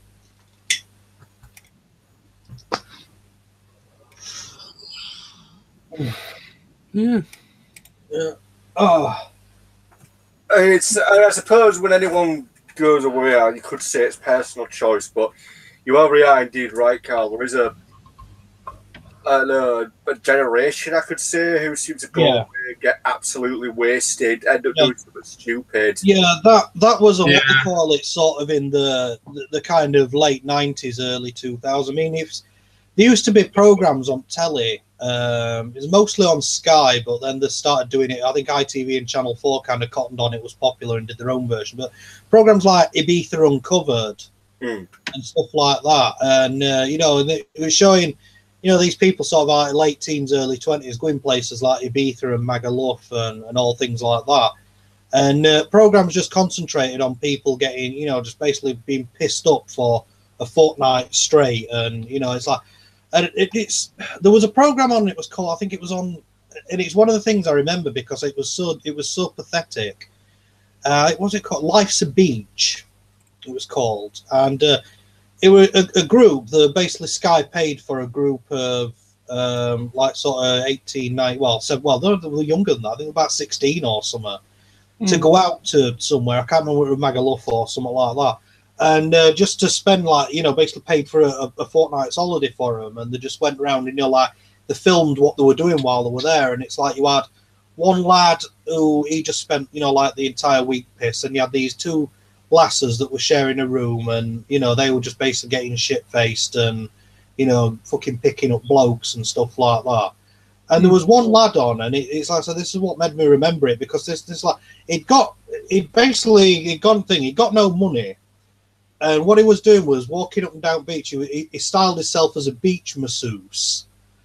And he was walking up and down thingy, and then they said to him, you know, like, what are you going to do with your life, sort of thing? You know, what are your hopes and your dreams for life? Because they asked him all the same question.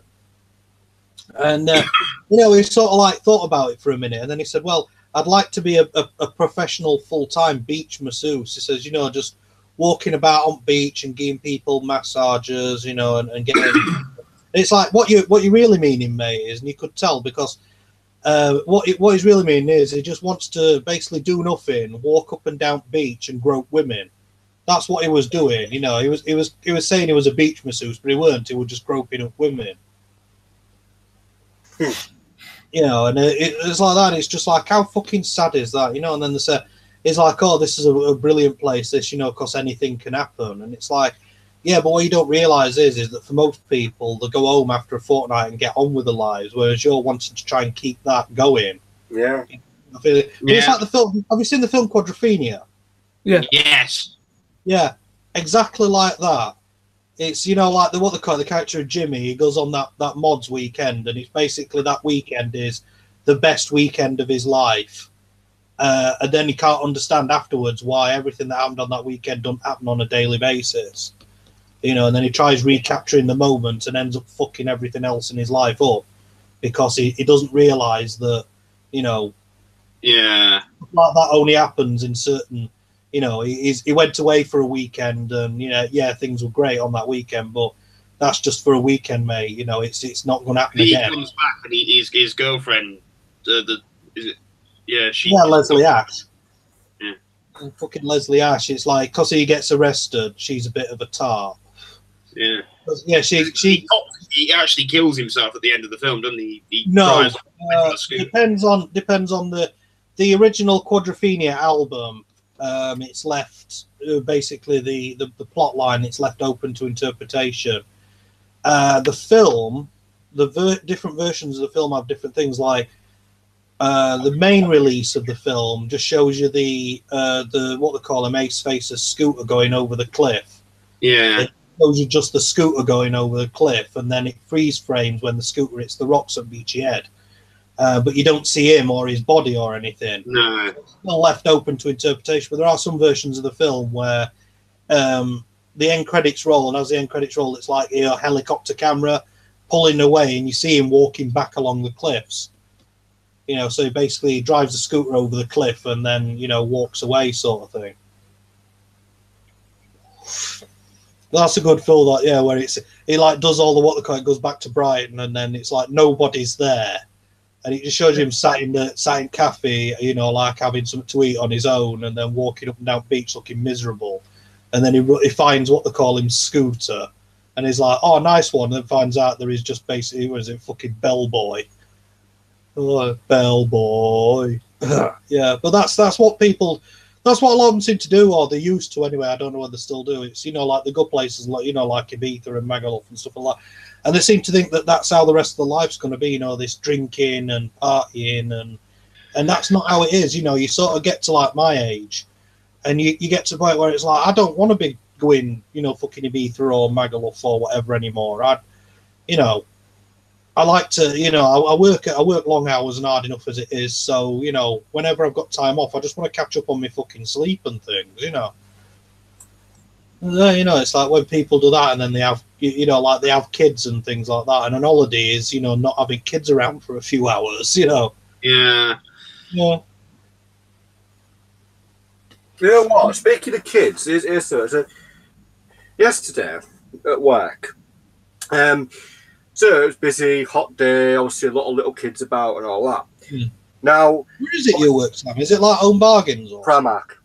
Primark, I see. Yeah. So I didn't something like that. Now, I got to admit, this is just terrible idea from whatever idiot parent thought this was a good idea.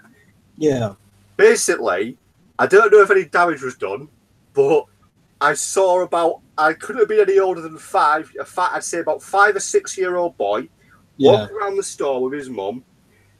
This boy had with him a super soaker. Like walking around a clothes shop with a big super soaker. Yeah. I'm thinking to myself, you're just asking for trouble. Something bad is going to happen. Yeah. Don't know if it did, but I wouldn't be surprised if something did happen. Yeah. Well, that's it. They tend not to consider these things, do they?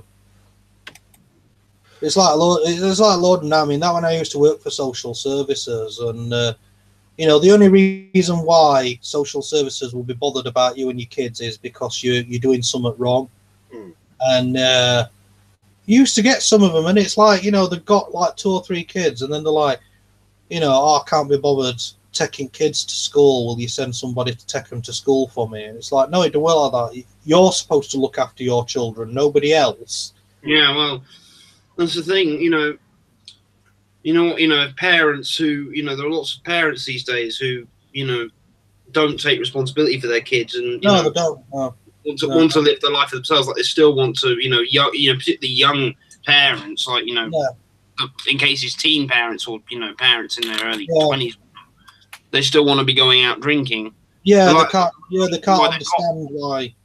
Yeah, they can't understand why. It's like, I mean, there were one, and it fucking thingy. What was it? She rung up the what they call like the social worker that, you know, that were looking after her, sort of thing. And she said, I ain't got no food in house because I've got no money. She says, but, you know, so I've got no to feed kids. So you'll have to get here and fetch me some money. And social worker's like, you know, no, I can't do that. I'm not going to do that. And she went, well, just so you know, then kids will starve, you know, and put phone down. And this social worker's like, oh, so she went around. She found that one of local charity groups would do her a food parcel sort of thing. And so she rang her back and she says, right, she says, I've sorted it out for you that they're going to do a food parcel, you know, and you can just nip along to local community centre and pick it up. Yeah. And this woman's like, well, so what time are you going to get here with food parcel then? You know, and this social worker's like saying, well, I'm not going to be getting there at all with it. You know, you know, you've got to go and get it. She's like, yeah, but it means walking. You know, yeah, but it's only a 10-minute walk. She says, well, I'm not walking for 10 minutes to carry shopping back. And it's like, for fuck's sake, you know, that just being fucking up. Basically, she wanted money to go out boozing with. Yeah, that's what it were. I mean, there was a thing in papers years ago, sort of like during late 1990s, where what a woman were doing was she wanted to go out boozing on, you know, like Friday, you know, sort of like Friday, Saturday night or whatever. So what she'd do is she'd give a kid, she got like one kid, she'd give a kid a load of paracetamols and then take kid to hospital. And, you know, like, young'uns got into medicine cabinet and took a load of these tablets. So they keep kid in overnight, you know, for observation. And then she'd come and pick it up sort of like, you know, either Sunday morning or whatever. And she would just use the hospital as a babysitting service. Oh, God. So, like, getting kid these fucking paracetamol tablets and taking him to hospital knowing that they'd look after kid overnight so that she could go out boozing. And I think they only cottoned on to it when she did it about 3 or 4 weekends in a row, because she used to go different hospitals with them. And they cottoned in when one of the doctors looked at kids' records and said that she'd done it about 3 or 4 weekends in a row. And it was always bringing them. Did she end up behind bars or? Oh, she ended up having kids took off her. Yeah. But that's it, yeah. It's like they always say she'd fetch young'uns in sort of early on Friday afternoon. And, you know, she'd sort of like come in and see him for a few hours Saturday afternoon. And then, you know, sort of mid-morning on Sunday, you know, like she'd come and they'd say like, oh, yeah, young'un's all right now. You know, it's had stomach pumped and whatever. You know, so she'd come and pick them up. Oh. Wow, that's I've had a lot worse. It's fucking disgusting, mate. You know, but the people do this. I mean, it's like I say. I mean, when I used to work for social services here in Doncaster, there's a hell of a lot of stuff goes off behind closed doors. Oh, I bet it does. Yeah, I mean, there's bits and bobs I can say about, but there's also a lot of stuff that I can't talk about that I know about. A lot of which has been in papers and stuff like that, you know. I think I know what you're talking about, Carl. Yeah, there's a lot of stuff goes off behind closed doors that, you know, it's like they say, you know, you can see people and they live on, you know, like live on the street and they might have like 2 or 3 kids and they appear, you know, it's like you see them and you say, oh, it's just a normal family, but no, it's what goes off when fucking, you know, when you know, behind closed doors sort of thing, and a lot of it makes you, you know, it makes you want to be sick. Yeah. But yeah, there's a all lot stuff of abuse that goes on, and based off what's been happening in the papers and what's been uncovered in the last couple of years, stuff like this has been going on for years, even decades. Yeah. Known about it, but not done anything about it. Oh yeah, yeah. The a lot of things. I mean, especially that thing with like Rotherham and stuff like that. The social services knew about it, but because they're all wanting to be politically correct and things like that, they won't step in and do all. But they'll quite happily, and this was one of the things that I noticed there. They'll quite happily step in and have a go if the parents were white. Mm. I mean, it's like there was a thing where, was it Rotherham Social Services? There was a couple that they used to foster kids, and they'd fostered loads and loads of kids, you know. And it's like they said they used to, like black kids and stuff like that, because not a lot, because people want, some people wouldn't want black kids, but they were quite happy to take any, sort of thing. And they stopped them from being foster parents while they were looking after two young black lads, because they joined English Democrats. Oh, yeah, I heard about that. Yeah, they were members of English Democrat Party. So the basically what they call it, they stopped them from being foster parents because they said, if you're a member of English Democrat Party, then that means you must be racist.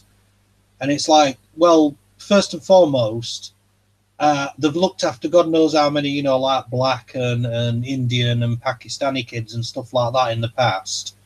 So if they're that racist, then they won't want them in their house, sort of thing. I heard about that. It was and it's like they said the second thing, because I think they ended up taking it to court because they said it was discrimination, and they said, like, there was the first that bit was the first, like, it's like, well, we're not very good racists if we look after black kids and stuff, and then the second one was that it was basically it was discrimination based on political affiliation.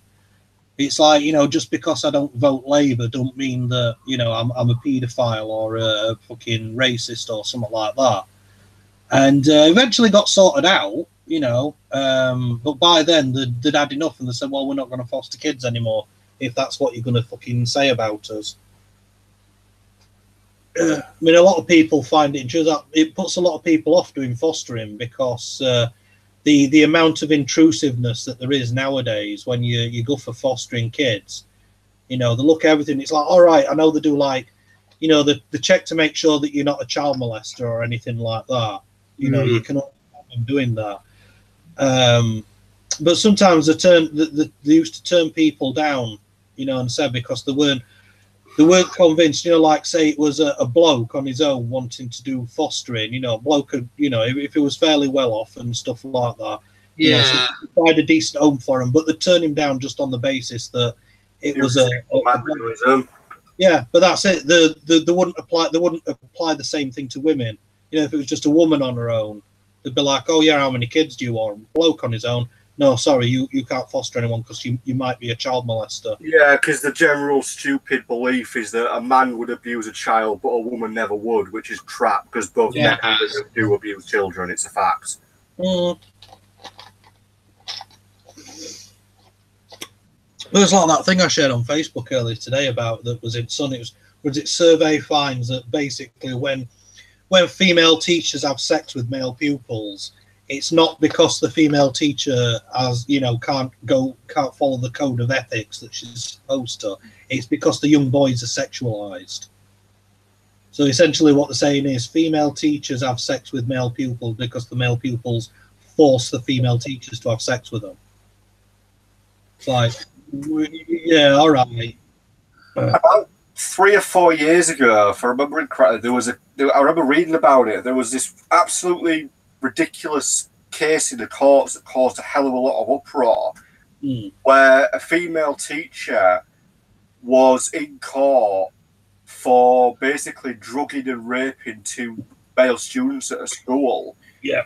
Even though she was found guilty, she was basically let off. She was like a suspended sentence and a slap on the wrist, and people were saying if it had been a man, he would have got probably 10 years in prison. Yeah, it'd have got longer. It'd have probably got 25 to fucking life. Well, it's like the what they call it in America, that woman that what they call it, forced her ex-boyfriend to have sex with her by holding a machete at his throat. And they're all reporting it and going like, oh, woman forced man to have sex. And it's like, no, it's called rape. Yeah. Yeah, that's what it's called. It's called rape. The crime is called rape. But because it's a woman that's done it, oh, no, women would never do that. Women can't do that, you know. Yes, they can. They Yeah. can. Yeah, they can. I believe one of the most unreported like rape crimes that occur, and it's very rarely reported from what I've heard, is women raping women. Apparently, it's pretty common for that to never be reported by the victims. Yeah, it's something that happens. Not often, but it happens. And when it does happen, it tends to, you know, get sort of swept under the carpet because it's like, you know, it's like the what they call it, you know, it's women can quite freely sexually assault anybody. You know, they go around touching each other's tits and arse and whatnot, and then walk up to blokes and grab the crotch or slap their arse or something. If you say out about it, they're like, oh yeah, well, you know, like, well, it's not worth investigating. Oh, all right then, okay. But yeah, I just walk up to a random woman in the street and touch a tit, even by accident. You know, I can end up in fucking court for it. I knew that was quite funny. That was it the bloke who ended up in court because the woman said that she was waiting for a train, and somehow this guy, he walked up to her, put his hand up her skirt and fingered her in the middle of the train station in full view of everybody. And it ended up in court, you know, he was being put on thing for, like, you know, serious sexual assault or whatever. And then when they played the CCTV, all it was that he walked past her and he just sort of like bumped into her. And he didn't even bump into her from front. He bumped into her, you know, like his shoulder brushed against her shoulder. Yeah. And she reported it and said that he'd put his hand up her skirt and fingered her. And it's like... yeah, she didn't get any punishment though, but he had to, you know, what they call it, he had to be on sex offenders register while he was waiting for his court date, and he had all people saying that he was a fucking pervert and everything like that. And all he did was walk past somebody and just slightly brush against them. Yeah, but surely she should have faced some repercussions because she was making. Oh yeah, but she's a woman. You know, women can't. You know, women can't do things like that. Surely alone, wouldn't that be like wasted police time or contempt of court? Yeah, that's right. That's right. So yeah, it's at the very least, because it's gone as far as going to court, then it should be contempt of court because she's basically gone and lied under oath. You know, so it's perjury. What's it called? Perjury, because you take the oath to say you're going to tell the truth. He says this happened, the plate CCTV, which clearly shows that it didn't. You know, that's perjury. So she should have had, you know, fucking time in prison for perjury. Yeah. No, she's a woman, so she gets the pussy pass. Yeah, that's a saying that's been bouncing around quite a bit recently. Yeah, well, there's a what they call it thing now saying that they're not going to put women in prison for anything that's non-violent because apparently it's wrong to put women in prison. Yeah, it's wrong. Women shouldn't have to go to prison. They should only be like, was it care in the community? I can't remember what they call it. You know, like you know, where you like get to, you know, unpaid work and supervision orders and stuff like that. Yeah. Saying unless the crime involves violence in any way, that's the maximum penalty that women should receive. It's like, no, sorry, no. You get caught. If I get caught shoplifting, I might do 6 week or 18 week in prison. Woman gets caught shoplifting, she should be doing exactly fucking same. Yeah, exactly. It's the same fucking crime. You know, a while ago, there was a. This is more to do. I'd say this is more to do with wealth and privilege, but it's kind of a similar concept. There was what I remember, there was an incident where two university students were dating each other. The girlfriend one day during some kind of disagreement with a boyfriend tried to kill a boyfriend by stabbing him. Yeah, I know what you're on about. Yeah, he survived, and in the court, yeah, the judge basically decided, you're a straight A student, you've got a career coming up in medicine. It would be wrong of us to send you to jail for attempted murder. Yeah. So God, I did hear about that. Yeah, a crime, and she's going to kill someone. They're not going to send her to prison. They're going to let her keep her kid. And she's attempted, cold-blooded murder. She shouldn't have kids, mate. They let her walk away because on the grounds the judge said she was a promising young woman, and to send her to prison would irreparably destroy her upcoming career. Yeah. Oh no! She has to kill a boyfriend. Yeah. And the thing was, she had a drug problem as well. She was always out of bread on cocaine. So she had a drug problem, and because she managed to turn waterworks on in court. I'll be back in a moment, guys. Need another cig. She said, what is it? I'm trying to get over my cocaine addiction, and and then turn waterworks on, and judge went, can't send this poor delicate flower to prison. It's like, give her a fucking 6-week sentence in prison with some of the butchest diesel dykes she'll ever meet. She'll never fucking put her foot out of line again.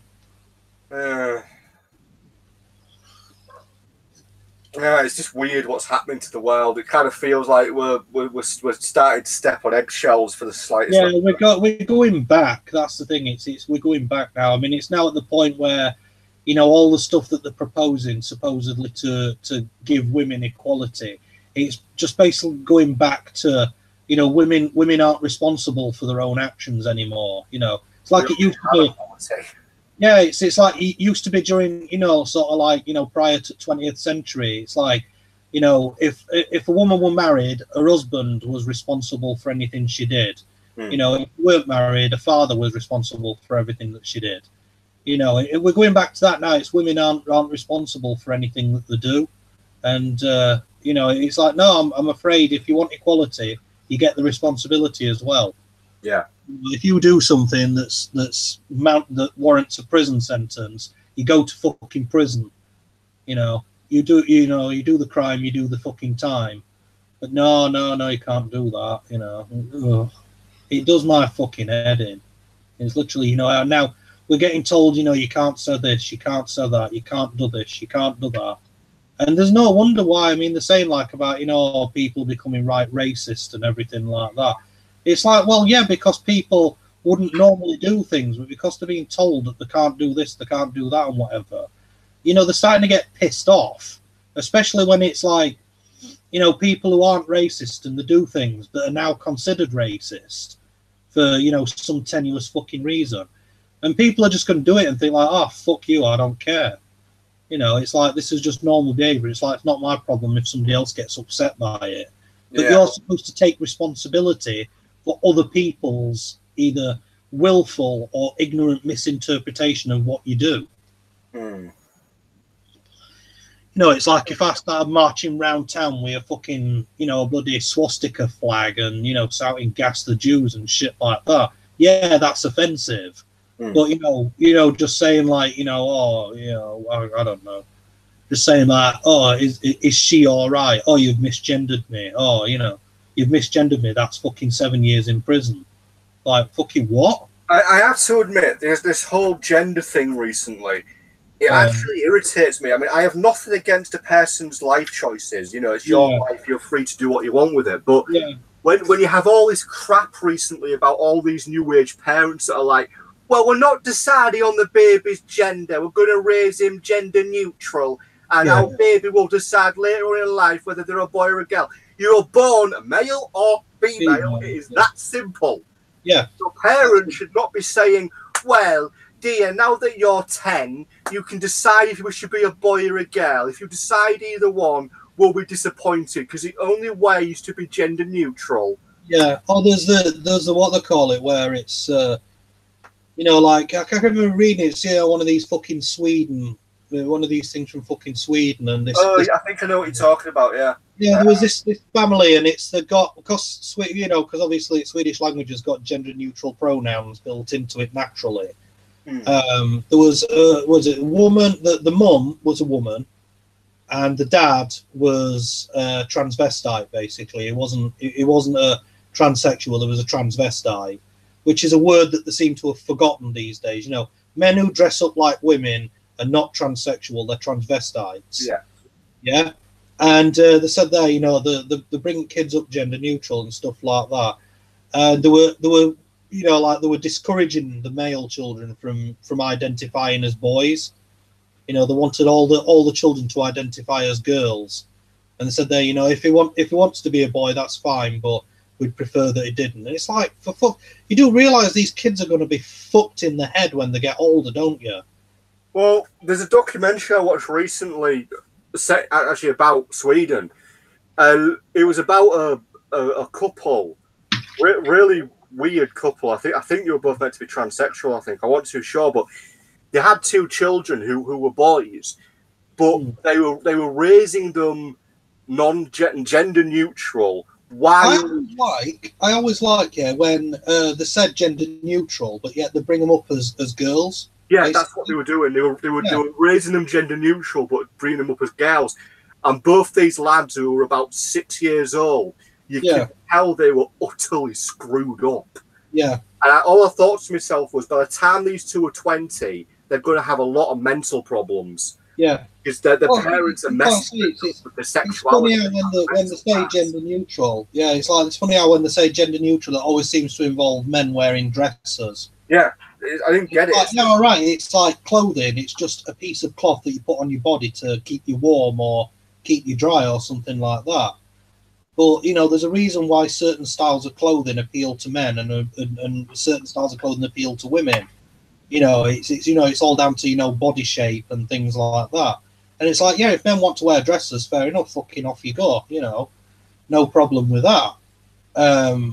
But then it's like, you know, if a man chooses to wear a dress, that's fine. When you bring kids up and say, no, we'll bring you up gender neutral, you don't have a gender, you're non-binary, but your entire clothing consists of fucking dresses and pretty pink bows and stuff like that. You're not gender neutral, you're a fucking woman. Yeah, I don't get it. All it's doing is damaging a generation of kids. Yeah, it is. Yeah, I mean, give it another.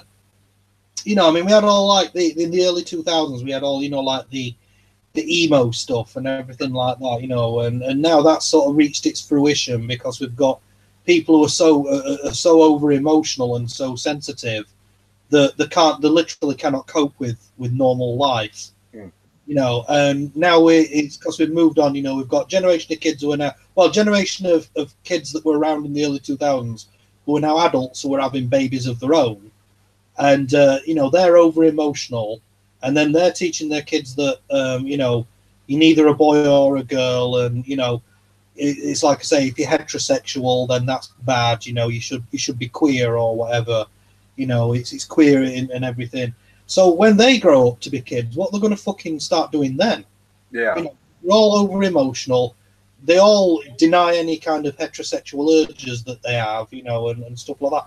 So it's like, well, what we're going to do next? You know, I mean, you've already got people mutilating themselves, you know, because they, you know, like, you know, they don't want to be, you know, they want to become, you know, men want to become women and stuff like that, which can't happen. It's like, you know, yes, all right, you can go and have a sex reassignment, as they call it these days. But it's like, yeah, you get, you know, like you can turn a penis into a rudimentary vagina. But it doesn't do the same, it doesn't perform the same function as a vagina is supposed to. And they go like, yeah, but what happens if you know, and they say, well, what happens if women are sterile? It's like, yeah, but their body's set up to, you know, bear children. It's just that, you know, they can't. It's what nature intended. Yeah, it's they just can't bear children. You know, it's like, you know, there's not what we can do about that. But a man, you know, if he's a normal, you know, fertile man, he can produce sperm and stuff like that. Then, you know, he goes and has his, you know, his gender reassignment to become a woman. You know, that doesn't really turn him into. It turns him physically, you know, sort of gives him the appearance of being a woman, but not, you know, the full functionality of it, if you know what I mean. Yeah.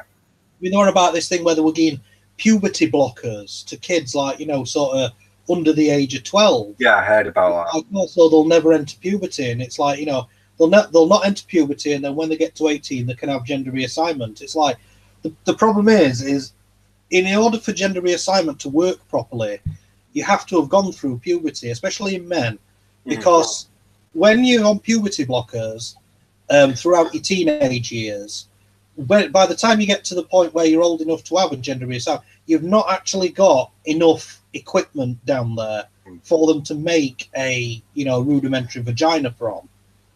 Because obviously when you're male and you go through puberty, there's a lot of things happen. Your dick grows bigger, your balls drop and they expand and stuff like that. Hormonal changes in your body make your muscles, denser and your bones denser and stuff. And then when they do gender reassignment surgery, they basically turn your dick and your scrotum inside out to form a vagina. And when you're on puberty blockers, your dick stays the same as whatever it was when you were like 5. Mm. So it's like, so they can't make a vagina out of that because there's not enough material available to do it, unless you were born with a ridiculously massive cock like I was. Well, that's the thing, yeah, and it just really does my head in with all this. Oh, I didn't see stuff. It's like, even at one point, it's like you only saw stuff like that on places like like Twitter and YouTube and things like that. And it's when you got bored of it, you could switch it off. Yeah. But, it's you look on, you put telly on and there's stuff on the telly about it, and it's just like I can't get away from it.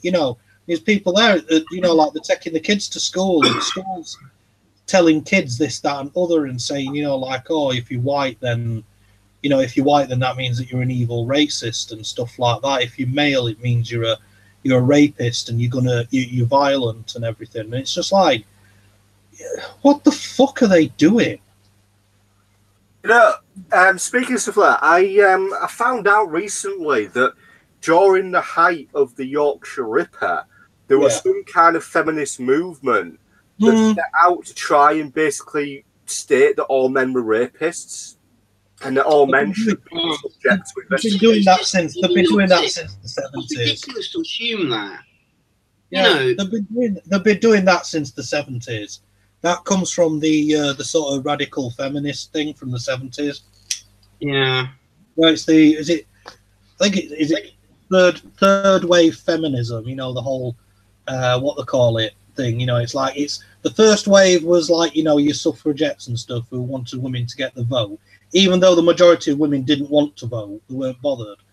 But they got the vote. And then the one during the sort of like 50s and 60s was the the right for women to be able to go out to work and have whatever job they wanted and get paid. They've got that. And then so during the 70s, it was all about, like women being used as sexual objects, and the, like looking at page 3, men looking at page 3 or wanting to shag women was wrong and, stuff like that, and that never caught on. That never caught on because most women actually do want to have relationships with men and things like that. That's the default setting for human beings. It's like, yes, women, there are lesbians and there are gay men and there are some people who aren't interested in sex at all. But they're in the absolute minority. As asexual. People who have like sexual. Yeah. But this is the thing, though. This is the problem with the whole asexuality thing. Is it's the same with it's. People say like, "Oh, I'm asexual. I don't want to have sex with anybody. I don't feel like And then you get aromantic, where people say they don't want to have relationships with anybody.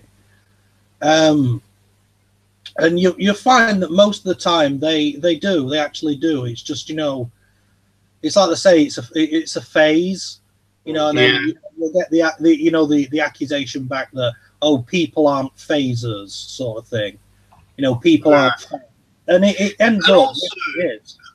Also, things like the way that transgender people were treated, through the 80s and 90s, and then when they finally made it legal for, they made it legal for transgender people to marry,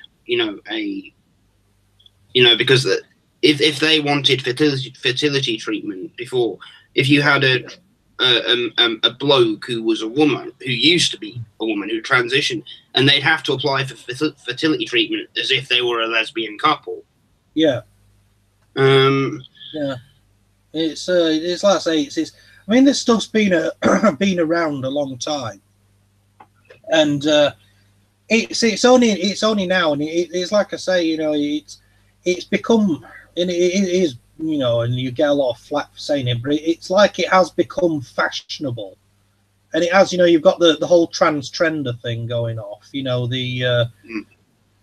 you know, with the whole like, oh, non-gender binary, fucking pansexual, fucking whatever thing. Yeah, I mean, at the time when that was all an issue, they covered the story in Corrie very well with Roy and Haley. I remember that. Yeah, you might remember this.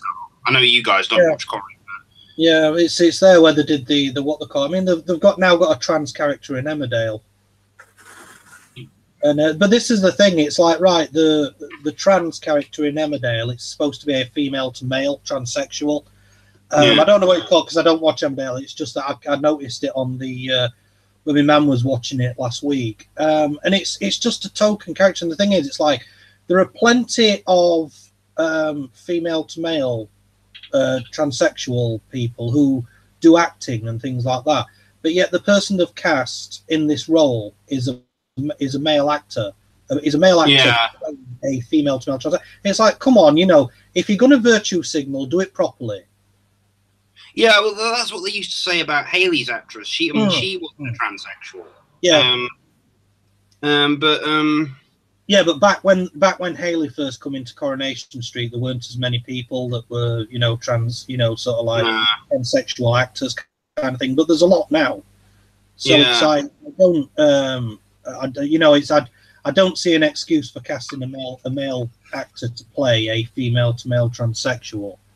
I really don't, and you know they've not really got an excuse. It's like I say, you know, if you're going to virtue signal, do it properly. Like I've always said about everything, you know, like if you're going to be racist, do it properly.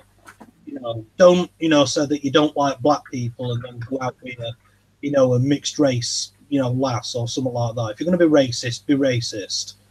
You know, at least be honest with yourself, sort of thing. If it, you know, and stuff like that, you know, because I can't stand people who lie to themselves. It's like that's the worst thing you can do is lie to yourself. You know, it's bad enough lying to other people, but to yourself is unforgivable. You know, and it does my phone bothers. I don't know, but it's like I say, you know, if people want to do that, if people are, you know, do feel more comfortable. I mean, the problem is with a lot of the transsexual, it's for some reason, it's male to female transsexual is accepted a lot more readily than female to male. Yeah, but he said all the transsexuals you tend to hear about are male be to that female. way, but it is said that only 1/3, like 2/3 of people in Britain who are transgender or transsexual, only 1/3 of the nation's transgender people seem to be female to male, but that's not an excuse for it not to be accepted. It's like they say, it's the reason is, and it's like you can tell that the what they call it, the whole kind of progressive movement is being controlled by those of a sort of a pro-female mindset, is because they're quite happy to accept male to female transsexuals, but not so much the female to male, because they see them as traitors. They've gone from being the goddess to the devil, if you know what I mean. Why would you want to be a man? Men are evil, men are rapists. No, but it's in their brain, because what I remember hearing was apparently when a baby's in the womb, what they think for transgender people who donated their brains to sciences, when the baby's being formed, apparently what they has noticed happen was that the brain gets given the wrong gender imprint to the body. Yeah, something like that. It's like when the what they call it, when they looked at transgender people's brains and they found that male to female transsexuals did have the markers, the genetic, the sort of genetic imprint of a female brain. Their brain worked like how women's brains do, and so they've come out and they said, basically, yes, we've discovered that there is such a thing as a male brain and a female brain. So when it backs them into a fucking corner, you see, because they come out and say things like, this whole gender is a social construct thing. But then if gender is a social construct, then that means that there's no such thing as a male and female brain.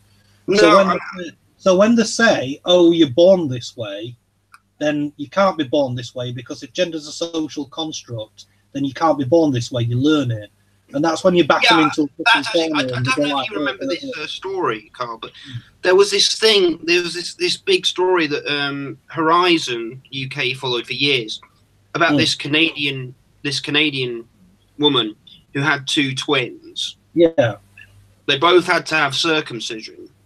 Yes, I know that one, yeah. Yes, David Reimer, his name was, and because he had severe damage to his genitals caused by it, they went to see a doctor. Yeah, they went to give him a circumcision. For some reason, the doctor, instead of using the normal method to circumcise just by cutting it off, he used like a cauterizing wand or something like that, and fucking burnt it off and ended up burning his dick and everything off. Yeah, and both those twins ended up dead because that doctor believed that gender, for any child, gender was something.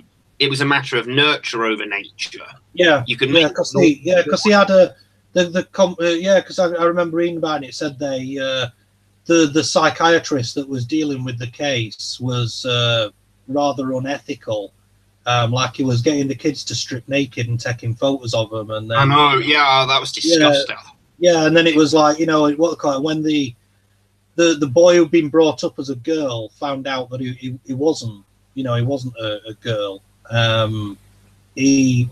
then they'd already, performed a sex change on him and stuff like that without his informed consent. They did it when he was only young. And I think he had a sort of an operation for them to restore his manhood as much as they could. Yeah. Then he ended up killing himself because he was so fucked up inside his head because of all the shit that he'd gone through. Yeah, because even after he changed his identity, found out the truth about him, apparently the doctor continued. I know the doctor's name was Dr. Money. The doctor continued to publish that case as a success. Yeah. And I know that his brother, the other brother, the normal boy, he killed himself because I think something was a shock for the brother to find out that his sister was his brother.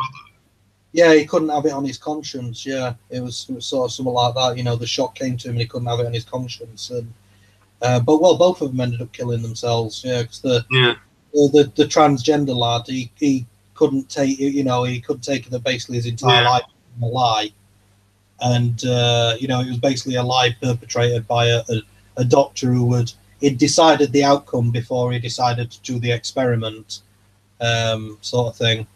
It's horrible and stuff like that happens. It's there's nature works for a reason. It's because that's what it is. It's, you never know. In millions of years, we might evolve to the point where there isn't any there isn't any need for men and women. There can do, but at the minute that's what we've got, and that's what we've got to put up with. It don't matter how many drugs you put into people and how much you give them reassurance and validation and stuff like that. It doesn't change the basic facts of nature. You can't change the laws of physics.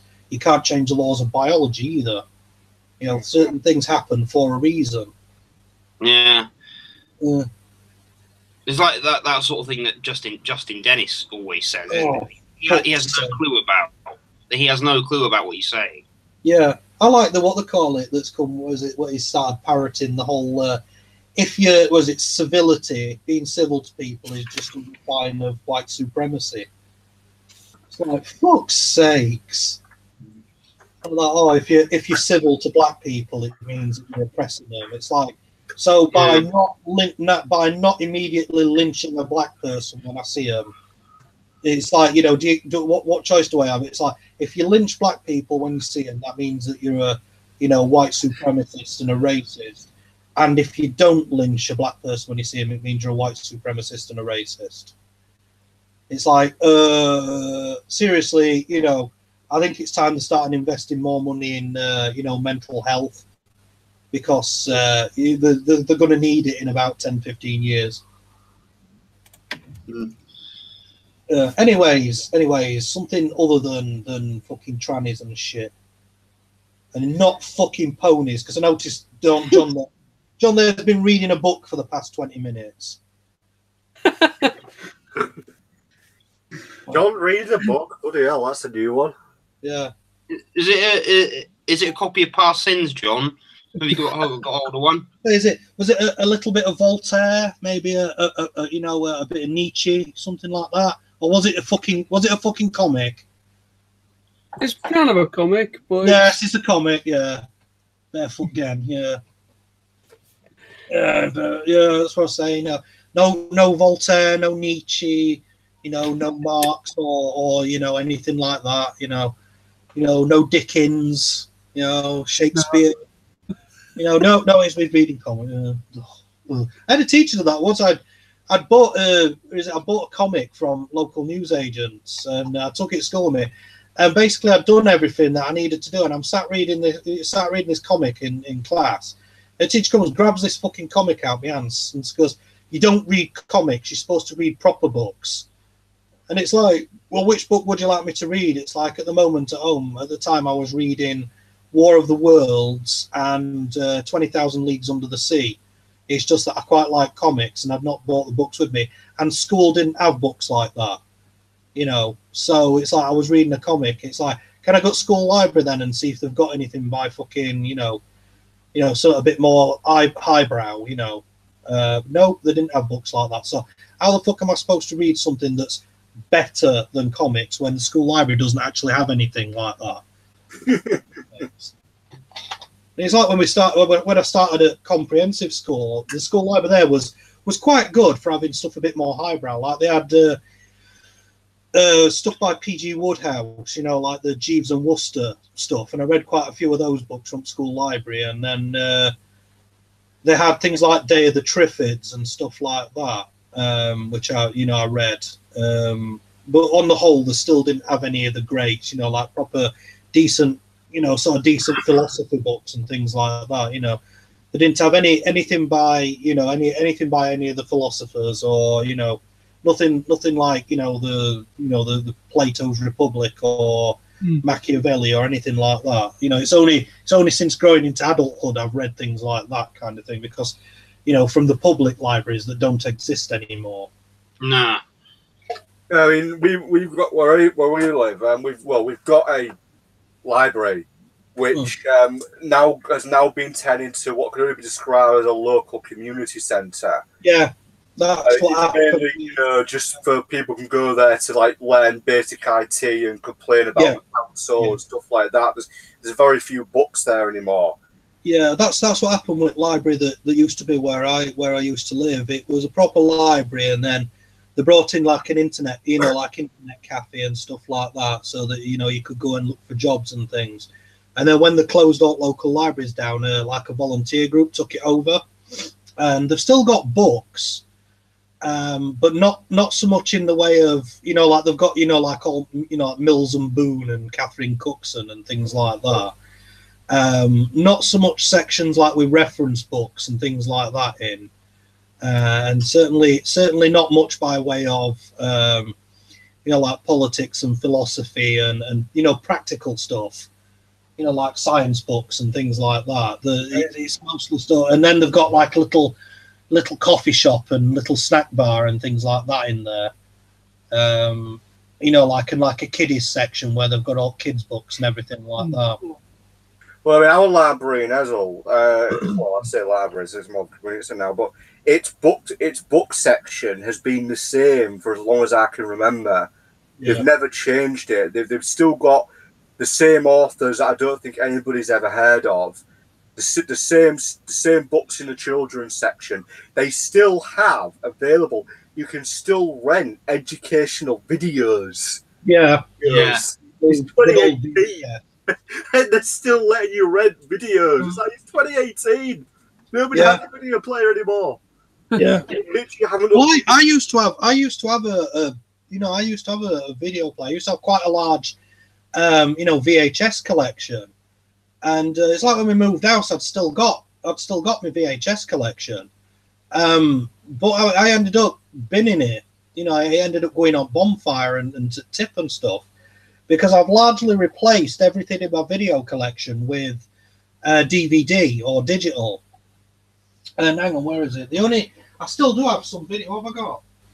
I've still got the Star Trek VHS box set that only goes up to Star Trek First Contact. And that's the only videos I still own, and I haven't got a video player anymore. You know, I mean, I can remember my mum bought me a brand new video player in, I think it was about 2004, because it's like I said, when I fell out with the missus and I moved back to my mum's, there was my old video player was still there, but because it had been sat, you know, for that long, it got a bit dusty and everything like that. The first time I put a tape in, it fucking chewed the tape up. So I needed a new video player. My mum bought me a brand new video player, and it was like 20 quid, you know, from Asda. And it was a region free region free video player.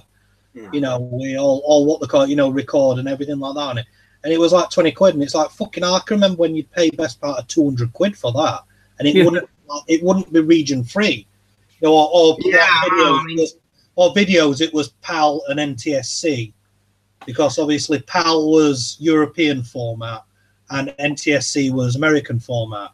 But it's like I said, this video player that she got me, it was, you could put any tape in it. I've got the only other video I've got other than the Star Trek one is I've got some American videos, and you know, they're the only ones I've got, and I kept hold of them because they're American videos, and you know, they're still quite rare in this country. So you never know, I might be able to flog them and get some money. I doubt it. Yeah, like. I mean, as I say, I've still got, you know, a lot of my childhood, you know, videos. We've got a collection of like the 80s and 90s re-release video Disney classics and all those. I've got all these cartoons and stuff I used to watch. I threw some out. Yeah. About 12 years ago. Simply, I had lots of like old Casper cartoon videos and stuff. They're the ones I threw away.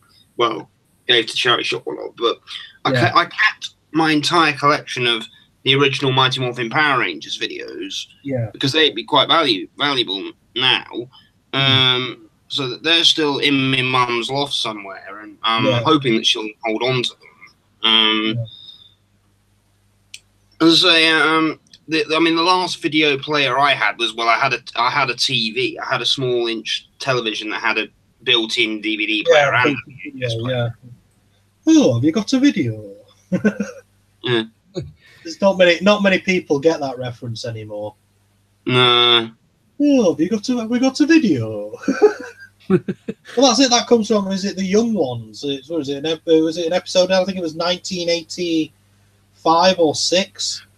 That comes from. It's an episode called Nasty, and it's like that way. He's going like, you know, surprised that he's got a video player, you know, that they've rented from Radio Rentals, and it's like, you know, I'm that old that I can remember, you know, doing that.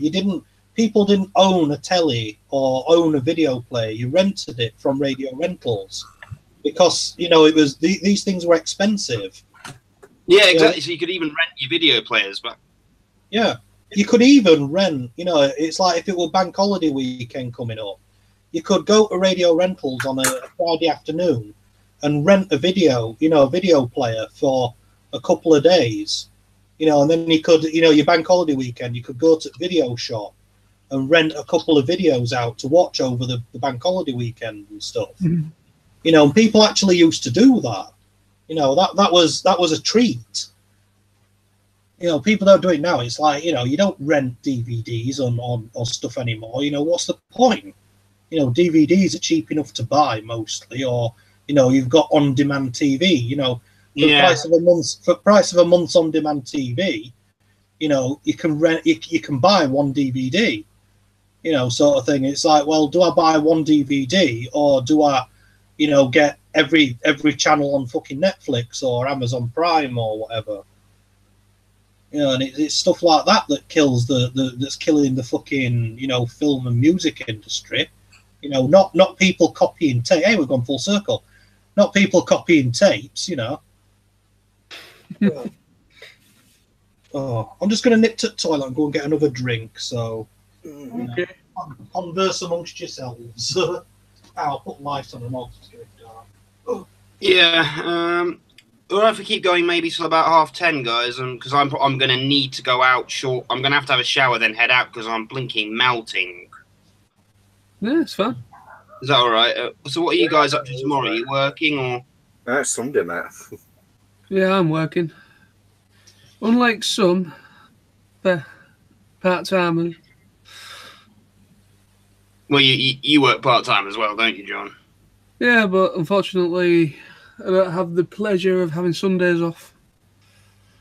Hate working Sundays. I'm not religious, but I flipping hate working Sundays.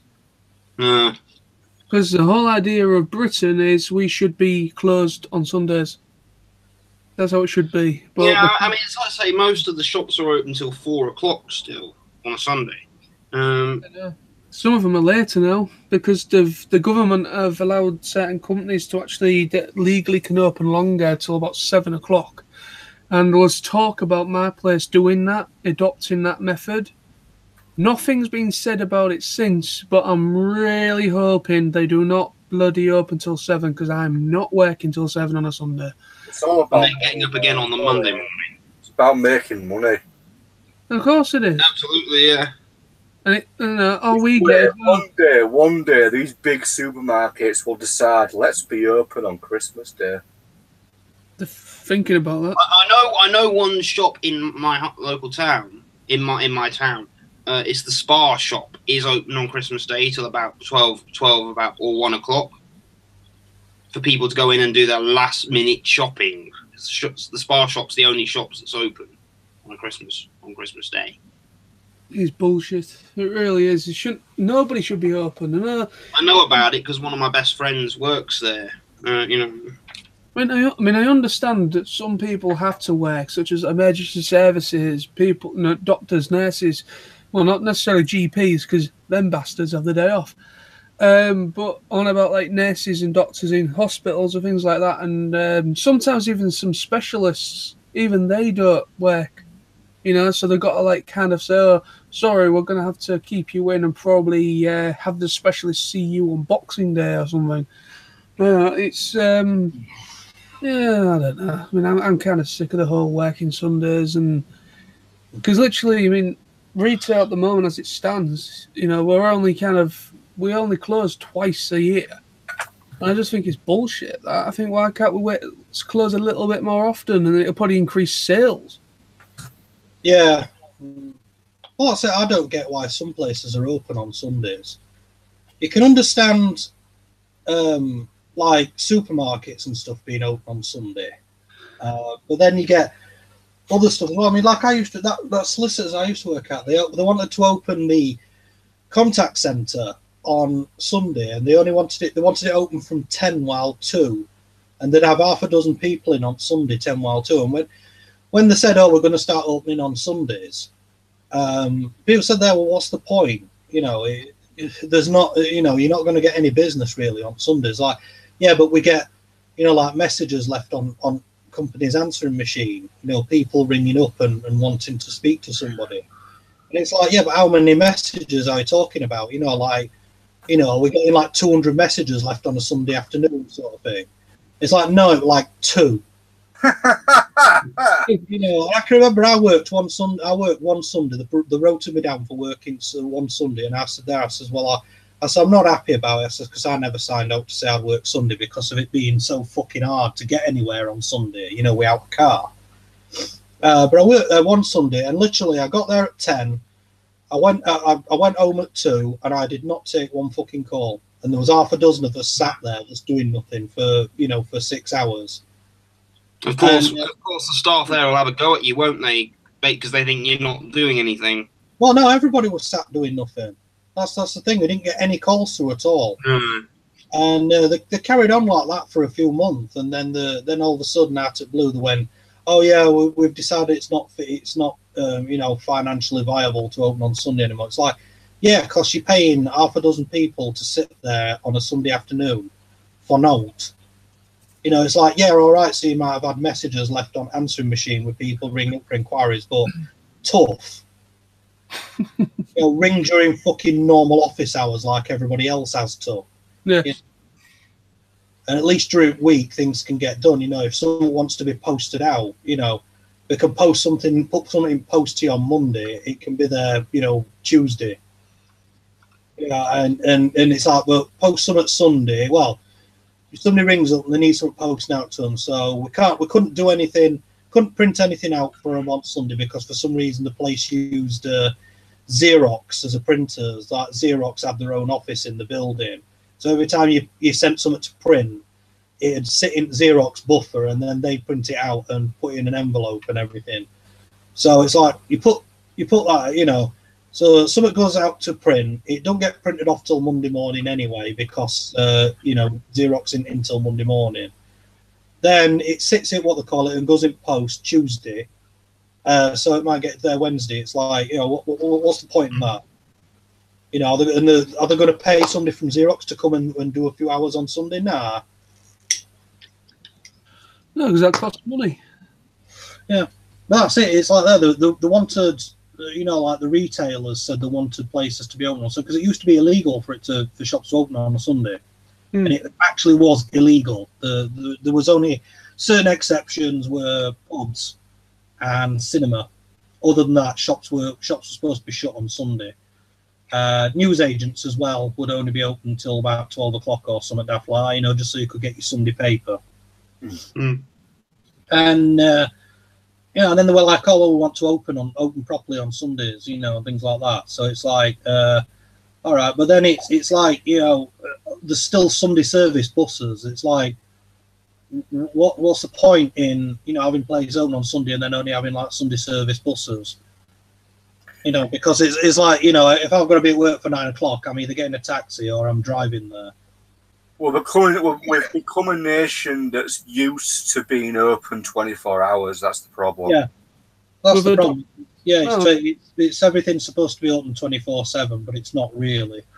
What's happened is we've adopted the whole American idea, which is open all hours. Because that's what's happened with my place of work. You know, we're now owned by Walmart, and obviously now we're thinking actually we're getting bought out by Sainsbury's now. But the thing is that they're still adopting the whole American Walmart system, and I'm just like, well, Walmart themselves are in crap streets in America because they're shit, and they're making. Walmart's had a lot of problems for years. I mean, it's like I say, just look up the what they call it's about Walmart and how many times they've been taken to court by the workers, you know, because they've either not been paid for work that they've done or doing stupid things like putting them down on rota to work 3 shifts in one day, you know, things like that, like the computerized rota as you're starting at, you know, 8 o'clock in the morning, and then for some reason it has you starting again at 10 o'clock, and then for some reason it has you starting again at 2 o'clock in the afternoon. So it's like you said, well, which shift am I working, 8 o'clock, 10 o'clock, or 2 o'clock?